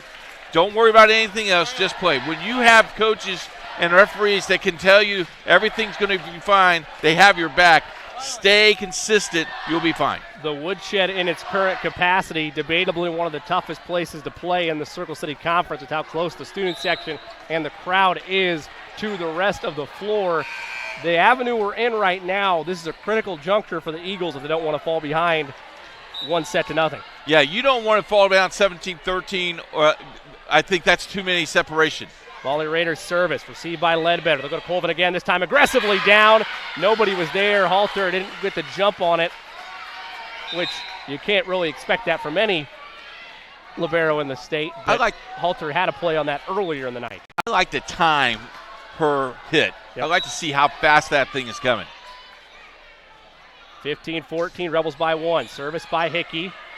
Counterattack by the Rebels. Johnson. Hickey's there to get a dig. They'll go to Phillips. Soft floater. Kept alive by Lazan. They'll go outside to Johnson, the senior. Did she walk the back line? No. They'll say it's out. That was close from our vantage point. We're tied at 15. 3 points the most separation here? So far, our largest lead has been 3 points. Rebels have housed that. 2, I believe, the largest for the Eagles. Halter got a let shot. Play in front of the net. Phillips airmailed it. Was it tipped? Yes. I'll say it was. So for the 3rd time tonight, the Eagles have the lead, 16-15. Johnson just had just enough on that ball to touch it to make that ball deflect. Paige Hickey, 5'2 junior, overhand service received by Halter. They'll set up on the outside. Wilson got the point, rode the line. They'll say it was tipped, rather. It was going out, but it was partially tipped. So we're back knotted up at 16. It's a race to 9 points for set number 1 in this best-of-5 set for the Circle City Conference title. Lily Snyder tipped that ball. If you didn't watch it, we'll watch that again. Sarah Lazan, Ledbetter, bad platform. They'll get away with it. Setting up the outside. Wilson, it's down. 17-16. Wilson has gotten blocked the last couple of times, but that time after the ricochet, the previous point for her, clean down the line, 17-16 Rebels. Coach Thompson is going to reconfigured her back line. Look at where Hickey is now. Is on service. Phillips. Zahn answers that. They'll set right in front of the net. A miscommunication between Hill and Birch, the two underclassmen. Ties us back up at 17, and the Rebels give service back to Heritage Christian. Hickey now is in the middle of the floor where originally she was on the left side of the floor. Raven they readjusted. Airmailed it. Airmailed it on the service. We've seen that a time or two, and Coach, you've talked about it. If there's one area where we expect that to be mainly eliminated from her game, it's that service on the outside. Confidence is all confidence. Elizabeth Orger, the 5'7 senior, one of the many seniors on this Rebel roster, has the service. Received in the back line by Hickey. Going to get a great look at it. Now Phillips sets it. Halter's right there. They'll go in front of the net this time again. Miscommunication by the Eagles. 19-17. Rebels 6 points away from taking set number 1. Someone's got to call someone off. Can't be too friendly. No. Don't be afraid to check emotions at the door. Orger, overhand service. Phillips. Now they go outside to Phillips. Her shot is blocked. Quick reflexes, though. Colvin in the net. She's had many a time where that's gone down for her, as teams don't expect her to attempt a spike on the outside like that. Timeout taken by the Eagles. We'll take one as well. 20-17, Rebels by 3, 5 points away from set 1 on Indiana SRN. If you find yourself confronted by unwanted pests in your home or office, then you need to contact the professionals at Kim Mountain Pest Control. We offer quality pest control solutions at an affordable price. We specialize in ants and termites. We're also available to handle a variety of other pests, including roaches, fleas, and flying insects, as well as rats and mice. Don't wait until pests cause severe damage to your home or property. Contact the team of experts at Kim Mountain Pest Control today.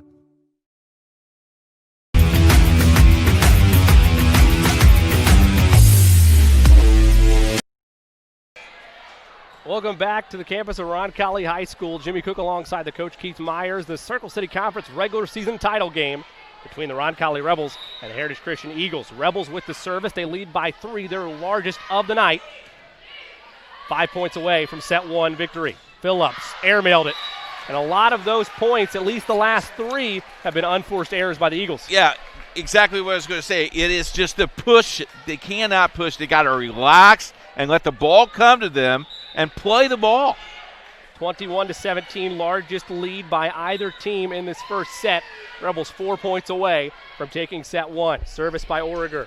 Received on the back line by Hickey. They'll there go you to go. Val and make that Wallace, rather. Rebels dig in for it. Shot by Birch. Snyder dives to keep it alive. They'll go to Hickey. Halter's there, a set. They'll go outside, this time to Wilson. She bumps it over after it was partially blocked. Valentine gets it down. The front line wins that one for the Eagles. Hickey should have stayed home and pushed that ball closer. Nice shot. 21-18. Service belongs to Maggie Ledbetter, the sister of Gracie Ledbetter, and the 5'6 junior. Overhand service. Rebel backline receive. They go outside to Wilson. The spike is partially blocked, and a miscommunication by the Eagles again. 22-18. That's the third time in this first set where the Eagles have let the ball hit the floor for a kill by not communicating properly. You know, when I coached, we yelled, go, go, go. That back row person's got to go get the ball. Gracie Ermer, the 5'6 senior, receives it, or serves it, I should say, to Ledbetter. Phillips, her set shot. Rebels look to counter. They'll go outside, this time to Murphy. It's down for a point. Rebels are 2 points away. The only, I guess, positive, if you will, coach, right now for the Eagles is that a lot of this is unforced stuff. It's not that the Rebels are just coming out as a dominant level better than they are. Right. Ermer's service. They'll set up Phillips. The spike. Halter's there. Counterattack. Outside. Birch. Hickey receives. Now Ledbetter and Phillips. They go outside. Awkward set. Murphy controlled it. Counterattack. Soft shot. Soft floater the other way. They counter with 2 of their own. One more set. They'll go outside. Murphy kept alive by Hickey. Ledbetter to Phillips. The spike. It's down. What an effort by Paige Hickey. There's the communication, though. Ledbetter came across, listened, and knew that Hickey hit the ball and communicated, I'm going to get it over the net, and so they did. Elizabeth Phillips, the 5'10 junior. Eagles on the ropes. They trail by 4, trail by as many as 5. A bump from Murphy, counterattack, running cross body. Halter sets it, and they'll say a violation. 2 hits, call to the Rebels. Boy, I tell you what, that's a pretty good hit. Coach Marsh has a hard time with that call. Looks a pretty good hit. Rebels looking to counter. 3 straight points. It's blocked. Halter kept it alive, and they'll call a violation against the Rebels. So a timeout now by Roncalli as Heritage has scored the last 3, 23-21. Neither given an inch in set 1 of this Circle City Conference title game.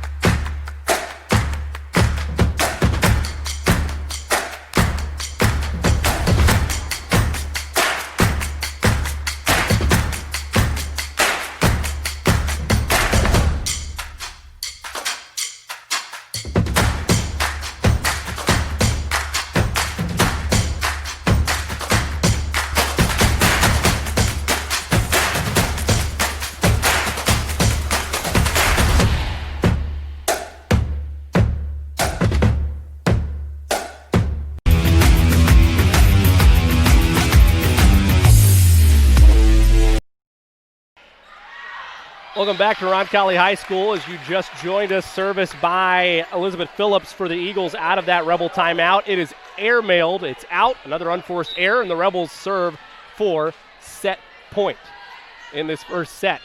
Emma Halter, the sophomore libero, has that service, and it's an ace. Why not? The first debut of the ace card in the student section, 25-21.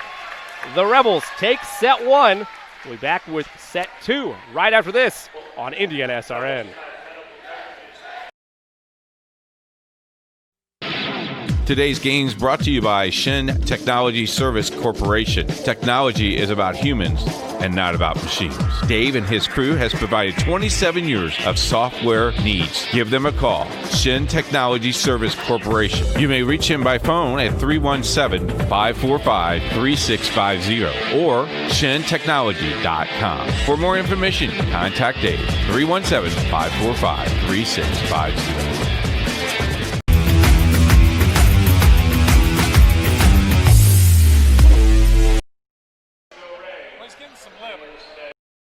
Piper Group Warehouse has a strong commitment to their clients as their logistics provider. If you would like to discover how you can improve your service levels while lowering your overall cost, Piper Logistics Group can help. Call Greg Piper today at 317-396-3916. Piper Logistics Group.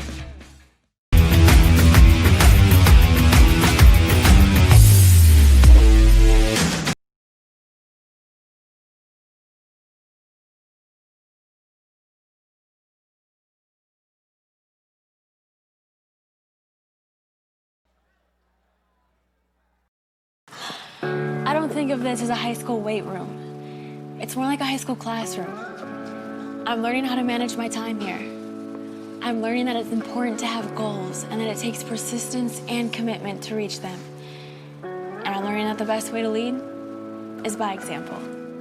Indiana High School Sports. They're more than just a game. Come and see me play. Welcome back inside the woodshed at the campus of Roncalli High School. Jimmy Cook alongside the coach Keith Myers. The Rebels take set number 1, 25-21 in this Circle City Conference regular season title game. We mentioned going in, Coach, the Rebels have won this Circle City Conference title each year since it's been in existence in 2016. They're looking to make it 4 straight, and honestly, on the Heritage Christian side, the Rebels did look as good as we've seen them all year, but there were a lot of unforced errors by the Eagles. Unforced turnovers are going to cost you games. Lack of communication, and a couple of times you saw with Ledbetter and Hickey was not communicating, and actually there was 3 of the points. They lose by 4. You share that up. The cool thing is, as a coach, those are things you can correct. They didn't come out and just smoke you. You can correct those things, make things a little bit tighter as we go, and watch more power because Colvin and Wallace has to kill the ball. They can't soft toss it. They got to go and hit the ball and hit the ball hard. So far, has the play of Emma Halter lived up to the last time we saw her? Absolutely. I mean, the play she made earlier in the game, I mean, she was literally far that side and made 3 steps, dove, hit the ball, and put the ball up in the air. That kid can play anywhere. That's good. Somebody needs to pick her up. Purdue, pick that kid up. Go Boilers. The coach, unabashed at any type of I'm not ashamed. Recruiting play. I'm not ashamed at all. I'm a Boiler through and through. We can't play football, but boy, we can play volleyball. There you go. We turn our attention back to the main court.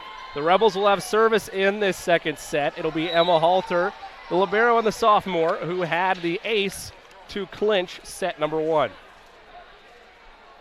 The Eagles 18-1 on the season coming in. Meanwhile, the Rebels 14-8, but perfect 4-0 in conference play. And that's another kill down. This time it's Cindy Geibel, the 5'7" senior. 1-0 Rebels. Both coaches want this bad. You can just tell by the intensity. Halter, that running jump serve. Almost an ace. It will be another ace for Halter. Again, communication, Jimmy. You got to just put the ball in play. Got to pop it up in the air. We used to call it popcorn. They don't call it that anymore. Just pop the ball in the air, make it playable. Halter, overhand service, and it is again. How about that? 3 of her last 4 serves have been aces, dating back to the last game. Last set, I should say, and it's 3-0 Roncalli early. Best of 3 play here at the high school level. Colvin blocked. Phillips found some airspace. Halter just a tad late, and the Eagles are on the board in set 2. But you got to love how she plays. She ended up on the floor. Hustles everywhere for Roncalli. As valuable an asset for this Rebel team. Service by Snyder. Halter's there to receive. They go outside. Lazan blocked. Halter there to keep it alive. And nice adjustment shot that time by the Rebels. Set into a campfire. Heritage Christian forgot to take a step back to retrieve the ball. Makes it 4-1. Hurt that shot to Elizabeth Origer, the 5'7" senior. She checks out. Now Faith Birch, the freshman. Her service. They go to Colvin. The spike, airmailed it. And I'm interested to see, Coach, how much throughout this ball game, if the Rebels are able to counter Colvin's initial spikes, if she keeps trying to go long like that. Because that's the second time she's done so, and the second time it's gone out. Yeah, maybe you want to readjust that, but she's here. There you go. And then she did. So if she can power through like that, nothing to it. But I feel like the more that the Rebels force her to go further out. Press. Yep. A lot of pressing. Yep. 5-2 the score. Rebels by 3. They lead the match 1-0. Service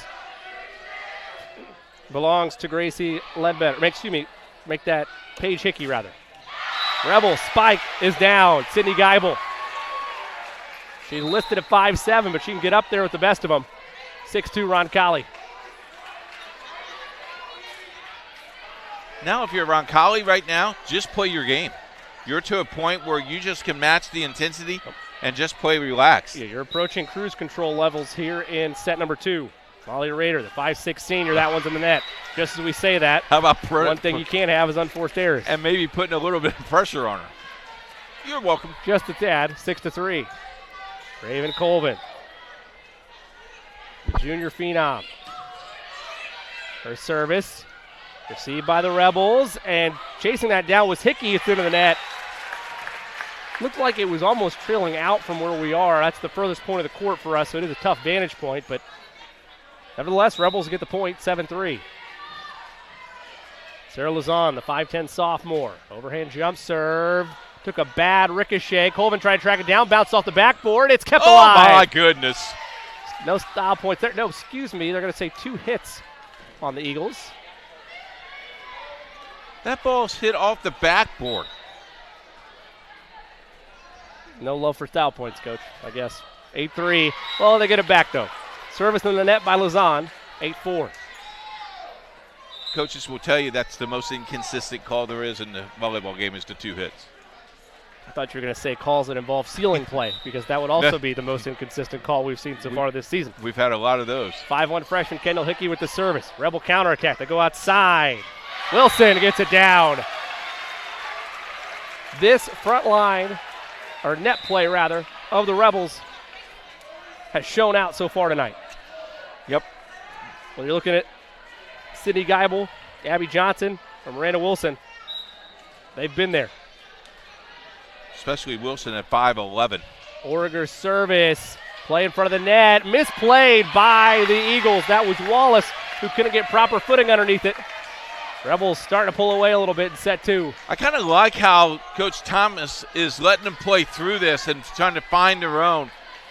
That may be a determining factor of what they're going to do sectional-wise as well. This is a great – the Circle City Conference is a prestigious honor in Central Indiana. As play in front of the net, diving for it is the Rebels. Hold that thought momentarily. Counterattack by Wilson. Now they go to Wallace, and again, that time she misplayed it. 11-4 Rebels. The Circle City Conference is prestigious to everybody on the floor here as Thomas takes the timeout. But to your point, Coach, as we keep it here with the score reading 11-4, to expand on that conversation, to your point, everybody wants to have their name on that trophy there. It's only been in existence 3 years, though. So if you want to let your girls play through this is the time to do it in terms of it being meaningful volleyball. Yeah, you're right, because the second half of the season, or what we call the second season, which is state tournament, you don't get an opportunity to lose it. You're done.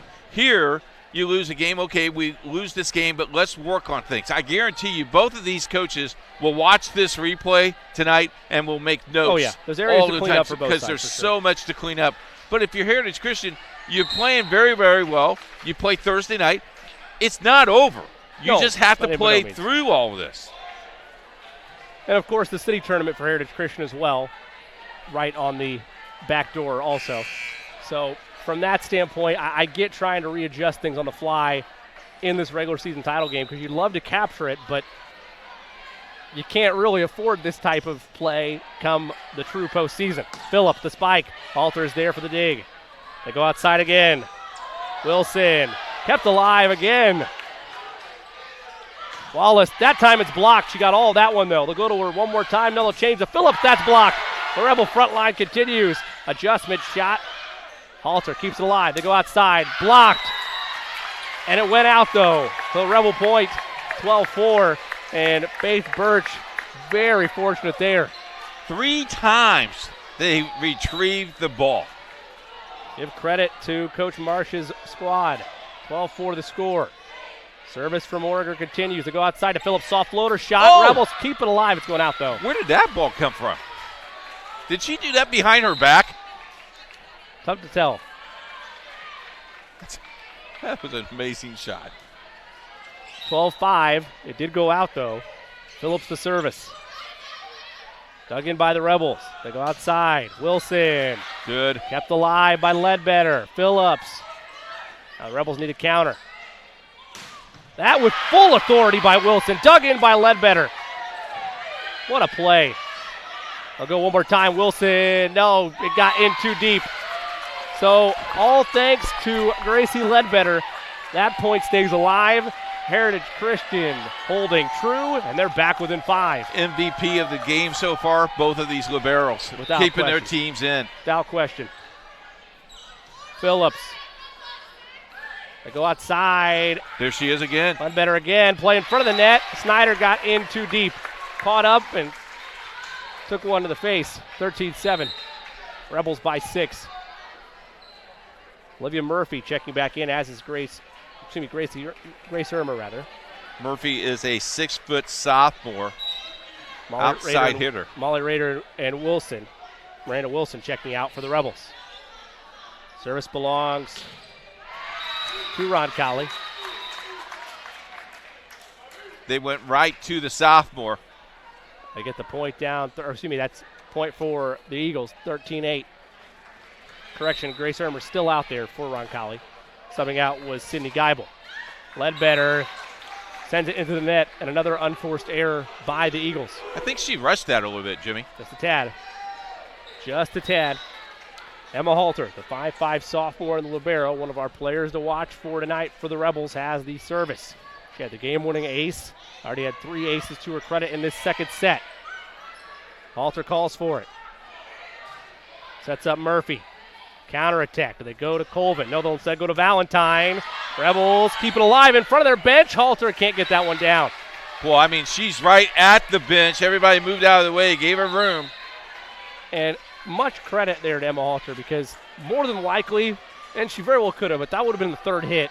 If she would have dove and got that over the net, would have been insane. But it didn't matter. She still chased down the ball, trying to keep that alive. 14-9 advantage Eagles. Almost an ace for Snyder. Outside attack. It is down off the ricochet. That one goes to the freshman, Faith Birch. 15-9. Rebels 10 points away. They'll get Abby Johnson back out there. And Elizabeth Oreger will take a seat. The 5'10 freshman in Birch has the service. Received by Ledbetter. They'll set up Valentine. Blocked. Point for the Rebels. 4 hits, they say. 17-9 Roncalli. Correction, make that 16-9 rather. Play in front of the net. They go outside. Soft set shot. Halter calls for it. Murphy. Ledbetter's there. They go to Colvin. The power shot. It's down. Hadn't seen her get a quality touch since set 1, debatably. Now it's 16-10. Now what you need to do is Hickey just needs to score 3 or 4 points here. Nice replay by the... Could use a little run, and Hickey that time in the net. 17-10. Student section for the Rebels getting into it. They've been a consistent bunch in terms of attendance. Tell you what, they have been consistent all year. Yep, very consistent. As Heritage Christian and their crew. Had a good turnout last week for their senior night, no doubt. And the Buff game was packed with Cathedral. Give credit to Chittard as well. Molly Rader, service. Colvin slightly misplayed it. Floater shot. Rebels communicating. Halter setting up on the outside. That fell in on the outside. What a shot that time by Roncalli. I mean, that was right where you wanted to be and no return. 18-10. Rebels 7 points away from taking a commanding 2-0 lead. Rader overhand service. Receiving the back line by Ledbetter. They set outside. Phillips the spike. Halter's there. They'll counter. Go outside this time for Wilson. It won't ride the line that time. 18-11. The smartest thing Ledbetter there, though, was back away for the ball. You don't want that ball to be hitting you. Yep. Good presence of mind there. Colvin, the verbal commit to Purdue, has the service. She airmailed her last one. That time, no such play. Counter by Wilson. Blocked, and that'll be a point. Great play on the front line by Myers and Wallace. Look at the leadership of the junior and the sophomores. Just patting each other on the rump. Let's go. Let's get it done. It was 18-10. The Eagles have scored the last 2. Colvin service received by the Rebels. Awkward bounce. Wilson, soft touch shot. Diving forward is Phillips. They have 1 hit to get it over. It won't get there. Got to move out of the way. Too much in front of the net. 19-12. Rebels 6 points away from going up 2-0. If you're going to make that contact, Wallace has to move out of the way so Snyder can retrieve the ball. Sarah Lazon, the 5'10 sophomore. Overhand service. Gets a let serve out of it. How about that? Goodness. Home field advantage. Not bad. 20-12. Rebels 5 points away from taking 2-0 lead. Almost another one out of it. Play in front of the net. Almost kept alive. Point for the Rebels. Fortuitous serving by Sarah Lazon. And a timeout taken by Heritage Christian. Take one more look at that let's serve before we step away. Rebels lead 21-12. How about that, Coach? Look at this. She looks at the coach. She gives her the sign. This thing, super slow-mo. Watch this. The net catches it and just rolls back over. That's just luck, maybe? Luck or home cooking. We'll keep it here. 21-12 the score. Rebels 9 points away from taking a commanding 2-0 lead here in the woodshed. The Circle City Conference trophy directly behind us. And you'll look since it started in 2016. That's all Roncalli on there. Right now, it's looking like it might be a fourth time. Still a lot of volleyball left to play, and we talked about it last week, Coach, when Bish-Tritard started to run a little bit with Heritage. If there's any team that can come down from a big deficit, I don't care if it's 2-0, it's this Heritage Christian team to our right. Because they just find ways to win, and that's a sign of good teams and good programs. We saw that Roncalli earlier in the game against Cathedral. Was down a little bit, and has found ways to win. And, the tough schedules both of these teams play, it's just night after night after night. It's almost like a grind. It's championship-level talent by this point in the season. Phillips, the bike is down. Some good motivation out of that timeout. This is a similar juncture to where they were last game, and the wheels just fell off a little bit too much. They got caught with unforced errors down the stretch. It was 21-12. It's now 21-13. Hickey's service air-mailed it, and there it is again. We talked about it in that first set, as I just mentioned. It was around this stretch of play. Rebels were at about 21 points, about 4 points away.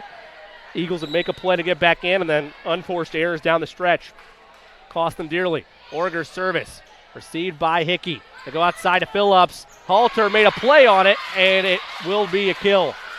22-14 rather.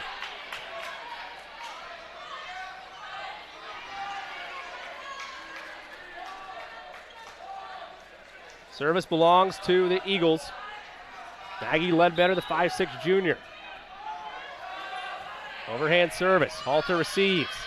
Set up. Running crossbody floater. What a play.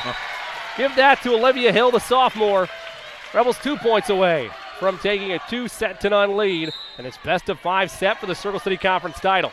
No man zone right there.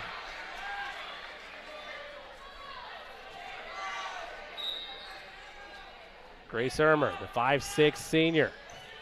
Received by Ledbetter. Almost an ace. It's kept alive somehow by Hickey. Geibel. Counterattack. Wallace played it to the perfect area. 23-15. How about Alter trying to kick the ball over the net?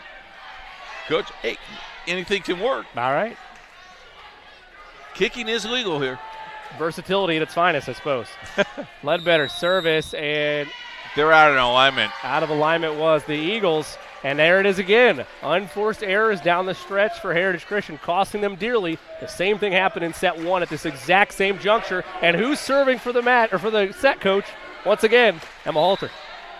I'll explain why that's out of rotation after this point. Halter.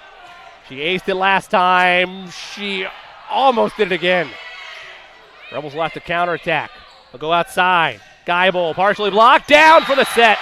2-0, Coach, before we break. 25-15, the final there. Rebels 1 set away from taking the Circle City Conference title for the 4th straight year. What was significant about that out of rotation? The alignment there, once the ball is blown play, you have to stay until the ball is contacted. They left to go back into formation.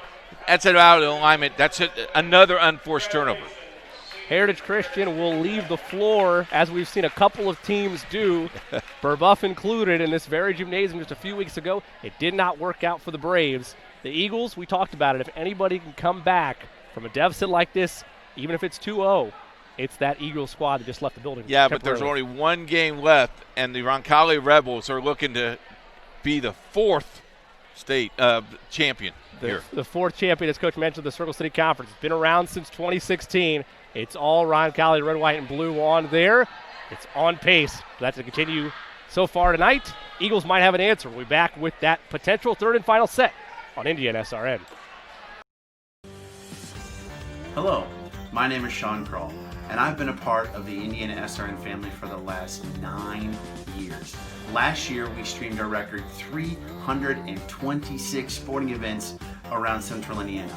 All the other guys broadcast basketball and football, but we at Indiana SRN also air volleyball, softball, baseball, and even golf.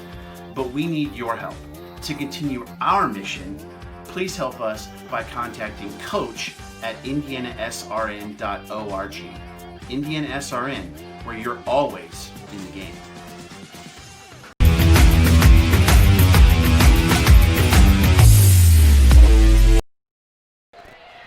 Welcome back to the Woodshed on the campus of Roncalli High School. Jimmy Cook alongside the coach, Keith Myers. Set number 3, just a few seconds away from getting underway here at Roncalli. Rebels lead the Eagles 2-0 in the Circle City Conference regular season title game. Let's go to the coach with our upcoming schedule on Indiana SRN. Do you realize that volleyball season and football season's almost over? We're in week 7 for football. Mind-boggling. Truly mind-boggling. Here's what we got on tap this week for you. Heritage Christian Lapel. That game is a webcast on Friday night. Terre Haute North takes on Southport. We have Mount Vernon and Newcastle. Traders Point takes on Edinburgh. Beech Grove Ritter. Monroe Central Eastern Hancock. Next week we have the semifinals of the city tournament. That is on Wednesday. Thursday, the championship meet. If you look at our website, Indiana SRN, where you're always in the game, check it out, indianasrn.org. Football, volleyball, soccer coming our way. We're going to do a couple of semi-states soccer. Looking forward to soccer season. And then basketball. Working on a couple things, by the way. If you're getting a phone call from another guy from our crew, Jimmy Cook, listen to him. He's got a great deal for you on Indiana SRN. That's the coach, Keith Myers. I am the aforementioned Jimmy Cook. Just a few seconds away from the start of set number 3. Coach, the unforced errors are a big bugaboo right now for the Eagles, but what else do you need to see from them for them to have any hope of a comeback? I love it how you tell me, you put me on the spot. You're down 2-0. What do you got to do? You got to win. You just got to relax. That's fun. When kids are jumping up and down and they're not beat, they're going to be all right. Service by Ledbetter, received by the Rebels. Caught by Lausanne is down, 1-0 Roncalli. They have drawn first blood in 2 of these first 3 sets. Now, if you're Roncalli, you just have to play consistent and stay ahead. Fakes Birch, the 5'10 freshman, has that service. Phillips had an awkward look at it. They'll go outside to Valentine, blocked. Ledbetter sets up Colvin. Soft touch shot, Halter's there. Outside, Geibel, play in front of the net. Good play by Snyder. Ledbetter to Phillips in the back row, and it bounced home. I like that. 1-1. Snyder did a better job pushing that ball in the middle of the floor. They don't believe they're beat. No, they don't. Not a single look on that sideline would indicate anything of that nature. Snyder's service. Halter dives, keep it alive. Running floater shot. Received by the Eagles, and Colvin down 100 miles an hour. 2-1. Eagles' first lead since set 1. And maybe that's where you go. You just constantly feed the ball and let her take it home for you. There's another look at that. My goodness. Or even Colvin. I don't see why not. Colvin again. Oh, she misplayed that one. Just slightly whiffed it. Slightly whiffed it. She had it open, though, didn't she? She did. That was going down through the woodshed floor. 2-2.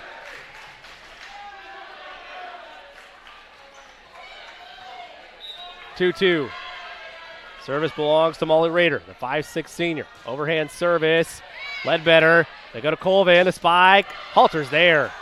Did the splits to make that play. Soft floater again on the outside. Miranda Wilson, 3-2 Rebels. Gotta love Snyder. I mean, Snyder's feeding Colvin, and that's exactly what you want. But you got a little southboard that's hitting the ball back. Raiders service. Valentine receives. They go back to Valentine. Her soft shot. Halter almost kept it alive. But I tell you what, Valentine almost went over the net and did a great job of just balancing herself. Man, some great athletes on the floor. We're tied at 3.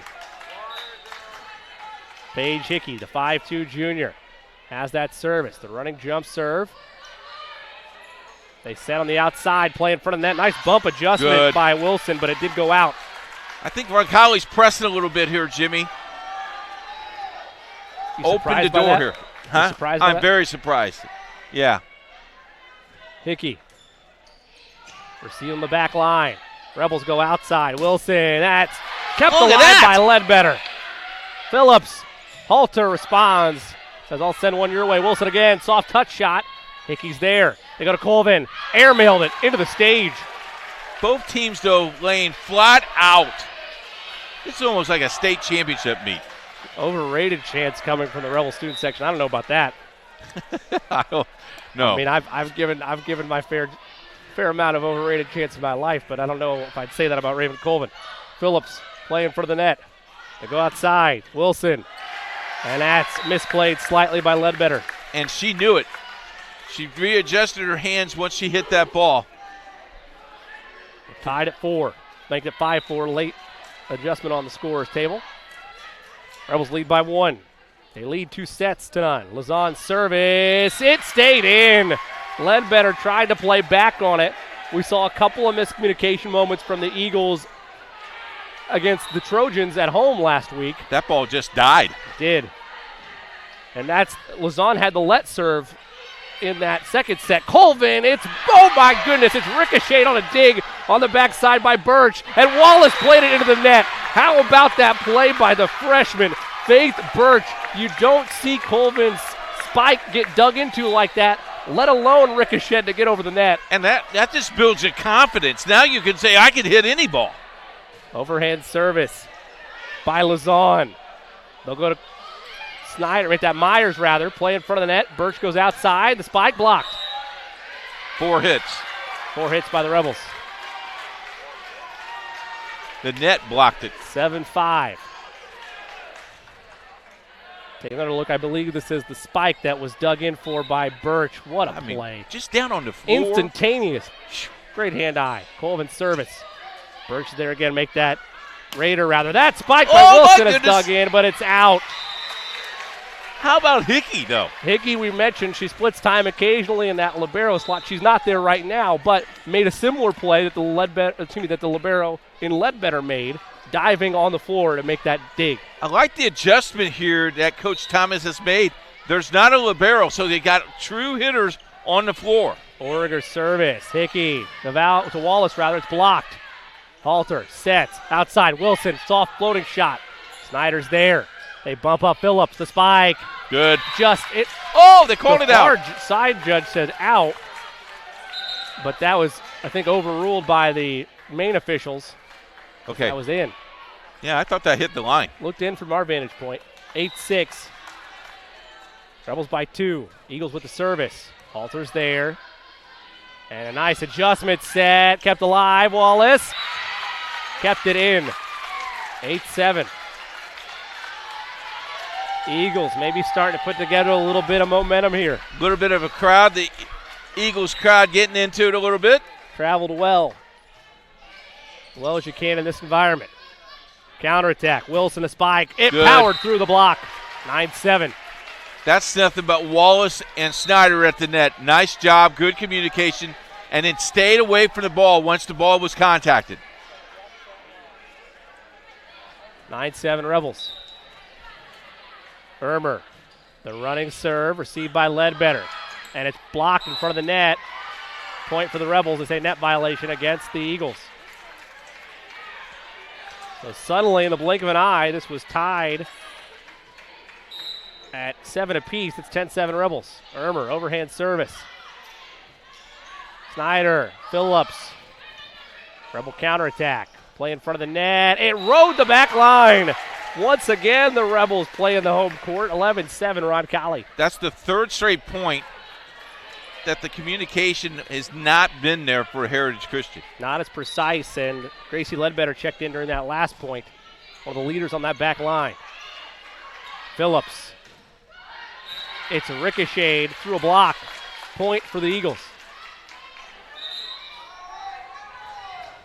11-8. Rebels lead 2-0. The Circle City Conference regular season title game. The 4th edition of it. Rebels have won the last 3 years running. Phillips overhand service. Halter diving in from the back row. The spike is dug in by Phillips. They go outside. Valentine tries to spike of her own. Halter ricocheted it. Bounced off the back wall and out. Just slightly misplayed. 11-9 and the Eagles back within 2. How about Valentine right there? Big time. With authority for her. She's been one of the bright spots all season long for this frontline attack of the Eagles.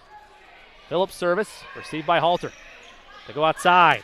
Murphy airmailed it. Now it's 11-10. Now you're feeling kind of comfortable. 3 straight points by the Eagles. Service to the 5'10 junior, Elizabeth Phillips. Overhand service. Irmer's there. They go opposite. Birch powered through. 12-10. Right location. All power that time by Birch. Rebel lead is 2. Halter the service. Running jump serve.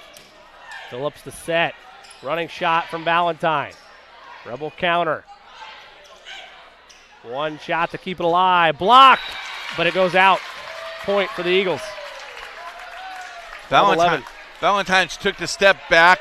Exactly what you need to do. Ledbetter, the 5'6" junior, and the libero.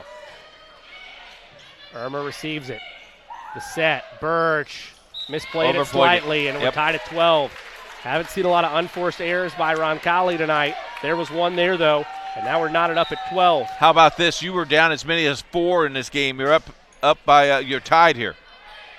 Rebel counterattack, and that time it's powered through by Lazan. Just when the Rebels needed a point, they go to the sophomore. She gets one for him, 13-12. And this is where good teams now regroups and see what happens here. Neck and neck in this third set. The 5'10" freshman in Faith Birch, her service. Received on the back line by Ledbetter. Colvin misplayed it, and will it be kept alive? No, it won't be. Rebel point. They're going to call number 5 over the net. That's Maggie Ledbetter, the 5'6" junior. Rebels have scored the last 2. 14-12. Birch continues her service. And that might have been airmailed. It bounced off the backboard, and the officials say it's out. How is that out? Because that ball hit the player, and then it hit the backboard. Well, for what it's worth, and I don't know if this matters to the officials, but it's the second time tonight that there's been a play off the backboard that the officials have said that's no good. Airmailed, and that's a bad swing for the Eagles. Thomas might consider a timeout here or let him play through, and he'll take one. Not a bad idea. 16-12, Rebels by 4. They're 9 points away from capturing the Circle City Conference title for a 4th straight year on Indiana SRN. I don't think of this as a high school weight room. It's more like a high school classroom. I'm learning how to manage my time here. I'm learning that it's important to have goals and that it takes persistence and commitment to reach them. And I'm learning that the best way to lead is by example. Indiana High School Sports. They're more than just a game. Come and see me play. Welcome back to Roncalli High School. Jimmy Cook alongside the coach Keith Myers. Rebels by 4, 9 points away from a 4th straight Circle City Conference title. I got a response back of why that is out. They felt if you're a stationary basket and it's going that way, they feel that you can't make a play on that. If the basket is up, they feel like you can play on that because that ball takes other bounces. How about that? That's very insightful. Both were called out, so that does nothing for me. But that is very insightful. Just want to let you know. Long term. Faith Birch's service, almost an ace. Colvin bumps up Valentine, blocked. Phillips, received by Irmer. They go outside. Wilson it down, make that Murphy rather with authority on the back line. 17-12 Rebels. I tell you this though, Jimmy. 6 weeks from now, in Werther Arena, there's no basketball goals going to be in the way. You're right about that. Only have to worry about it in the home field setup. Won't have to worry about that either at Woodshed 2. I don't think that's what they're calling it, but we'll throw that on there for Roncalli's new gymnasium. Eagles powering through on that point. 17-13. Rebels lead 2-0. This critical third set right now. Eagles fighting for their Circle City Conference title lives. Snyder's service, running shot, and what a play that time by Sarah Lazan, running cross body, 18-13, Rebels 7 away. Not much you can do there, Coach. No, I mean, the ball is in play. You set the ball just right. Hit the ball on the arc. That's perfection, I think. Molly Rader, the 5'6" senior. Overhand service, received by Phillips. They go outside, partially blocked. Now the Rebels, their outside shot. It's powered through on a block. Everything going Roncalli's way right now. Valentine made an effort, just couldn't get it done. And another timeout taken by the Eagles. 19-13, Rebels by 6 and 6 points away from another Circle City Conference title on Indiana SRN. Your home and office make up a big part of your world. Sometimes trying to manage it all on your own can make you feel like you have the weight of the world on your shoulders. And when the weight of the world is on your shoulders, you need a strong back or two to come to your rescue and haul your stress away. You need the College Hunks. Whether it's time to clear some space for new memories, to reinvent the room around you, or to simply pack up and move into a fresh new beginning, you can count on the Hunks to bear your burden so you don't have to. Let us move you today.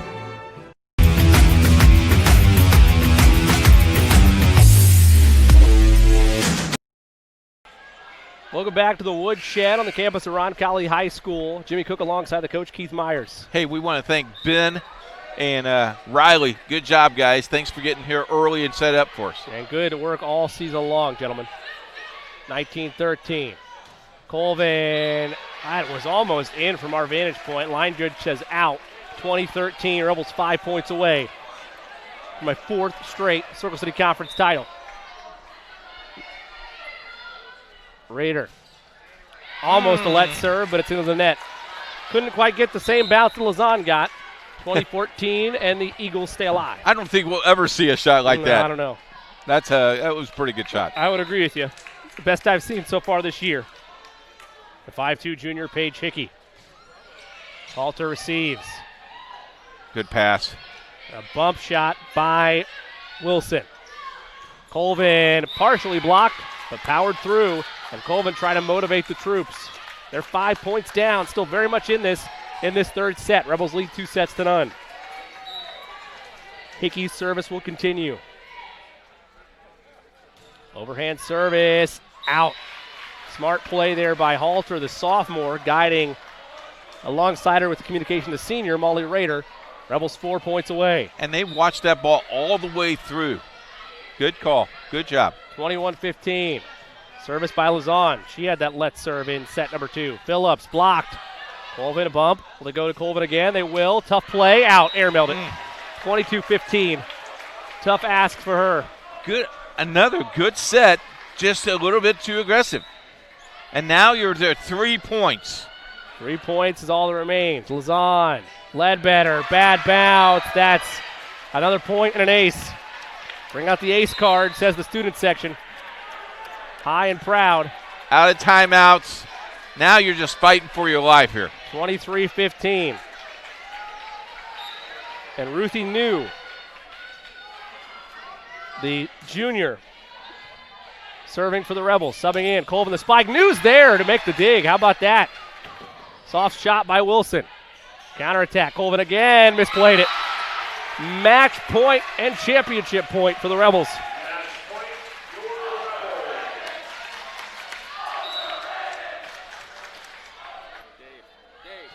Lazan. It's out.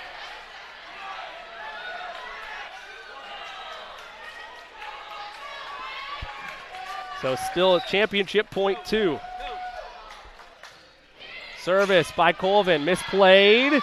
And it bounces down. 24-17. There's life. He's alive. A life for the Eagles. Raven Colvin, the 6-foot junior. Championship point 3. Overhead service, a let serve, it's down. 3 straight points, 24-18. Does Coach Marsh want a timeout? She does, why not? Nope, she's going to stay. Oh, just a sub, just a substitution, you're right. Put the libero back in. You're right, they put Emma Halter, the sophomore, back in there. Service by Colvin, Halter's there immediately. Championship point 4, play in front of the net's blocked, and a point for the Eagles. Now you call that timeout. There you go. 24-19, Rebels need a timeout. Eagles rallying. We'll stay here. Why not? A little rally with Raven Colvin's service, and the Eagles stay alive. You know, I've coached this game such a long time. It's never over, but you feel like, okay, my kids are just giving up, and then they don't give up, and then they surprise you now. You know, now it's 24-19. I mean, at one time, wasn't it 24-15? It was 24-15 at one point in time. They've rattled off 4 straight. I mean, this team's 18-1. I know, We're not, yeah, we're not right, shocked in exactly. the never say die attitude. Exactly from them. right. Hey, if you're watching this across the state, do us a favor. Tweet us at Indiana SRN. Let us know what you think about the broadcast. We just love doing this. We love to put kids on the TV and radio. Thank you very much for watching tonight. Championship point 5. Raven Colvin service. Received on the back line by the Rebels. For the conference title, Wilson floater shot. Diving forward is Snyder. Phillips, the spike. It's down. Guess what? 24-20. Some life from the bench and the Heritage Christian fans in attendance. They have scored the last 5. They're trailed by just 4. Trying to force the third set. Colvin service. Halter's there. The floating shot. It's played well. Set outside. That floater kept alive by Myers. They go outside to Phillips. She got it down. 6 straight points by the Eagles. 24-21. Coach Marsh now kneeling, wheeling her kids. Just play through. They did not quit. And the pressure by the Eagles is almost non-existent despite the deficit. Colvin. That's airmailed, and the Rebels, for a 4th consecutive year, are Circle City Conference champions. They win it by a final of 25-21 in set 3 and a clean sweep in 3 sets. The Roncalli Rebels, your 2019 Circle City Conference champions in volleyball. I tell you what, good volleyball all the way through. You're 18-2 if you're Heritage Christian. Nothing to be ashamed about, nothing at all. You know, big win for Roncalli, especially this week, because now they go into the county tournament on a real good high. If you're Heritage Christian, you got to regroup, play Thursday, and then the city tournament next week. That's where we're going to be at next Wednesday and next Thursday. Join us right here on Indiana SRN. The Rebels Circle City Conference champions, they celebrate with the trophy, and that's all it's been since this conference was created in 2016 in girls volleyball, has been Roncalli victories. They get another one here tonight, and arguably the sweetest for Coach Marsh's program, just in terms of the fact of this is the last one in this building. Yes. And the girls on the floor right now, they might not think about it as they celebrate with the student section. They might not think about it right now, but when you look back at yearbooks and your different photographs and pictures that you have from this time, and you look back at the banners that are here that'll transfer to the new venue right 500 feet away from us, it's going to mean a lot knowing that you held serve for the entirety of this conference's existence. And if you're a senior, you haven't lost the conference championship. You have not. You've gone 4 for 4. You're going out the door, and this is a senior class. We'll give them some love. Grace Ermer, Abby Johnson, Elizabeth Orger, Molly Rader, Sydney Geibel. The senior class for Roncalli. Truly an amazing campaign for them from top to bottom. You go 5-0 in your conference, you're probably deserving of that conference title. Yeah, great game. Great game all the way around. Been a good season for Indiana SRN. We covered almost every game in that conference. All our games were either a conference game or a tough opponent. Very good for everybody.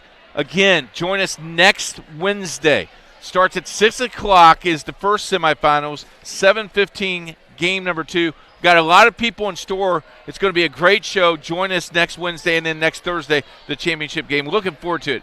Hope you enjoy your day off. Hope you enjoy your Friday off from football. No, wait a minute. You do have to work. I'll have some different football, but some network obligations there we don't need to plug here. But nevertheless, Coach, we still got plenty of volleyball left to roll with. Sectional's coming, baby. Right around the corner, and city tournament just before that as well. I want to also give a special shout-out to Ben and Riley for carrying us behind the scenes all season long, especially through the Circle City Conference run. And how about our CEO, Jerry Collins, does a great job doing what he does best. We want to thank Roncalli. We also want to thank Heritage Christian. Great people. Just a great time. Good time tonight. And a shout-out to the great Debbie Myers as well. I know she wasn't here tonight. She was watching.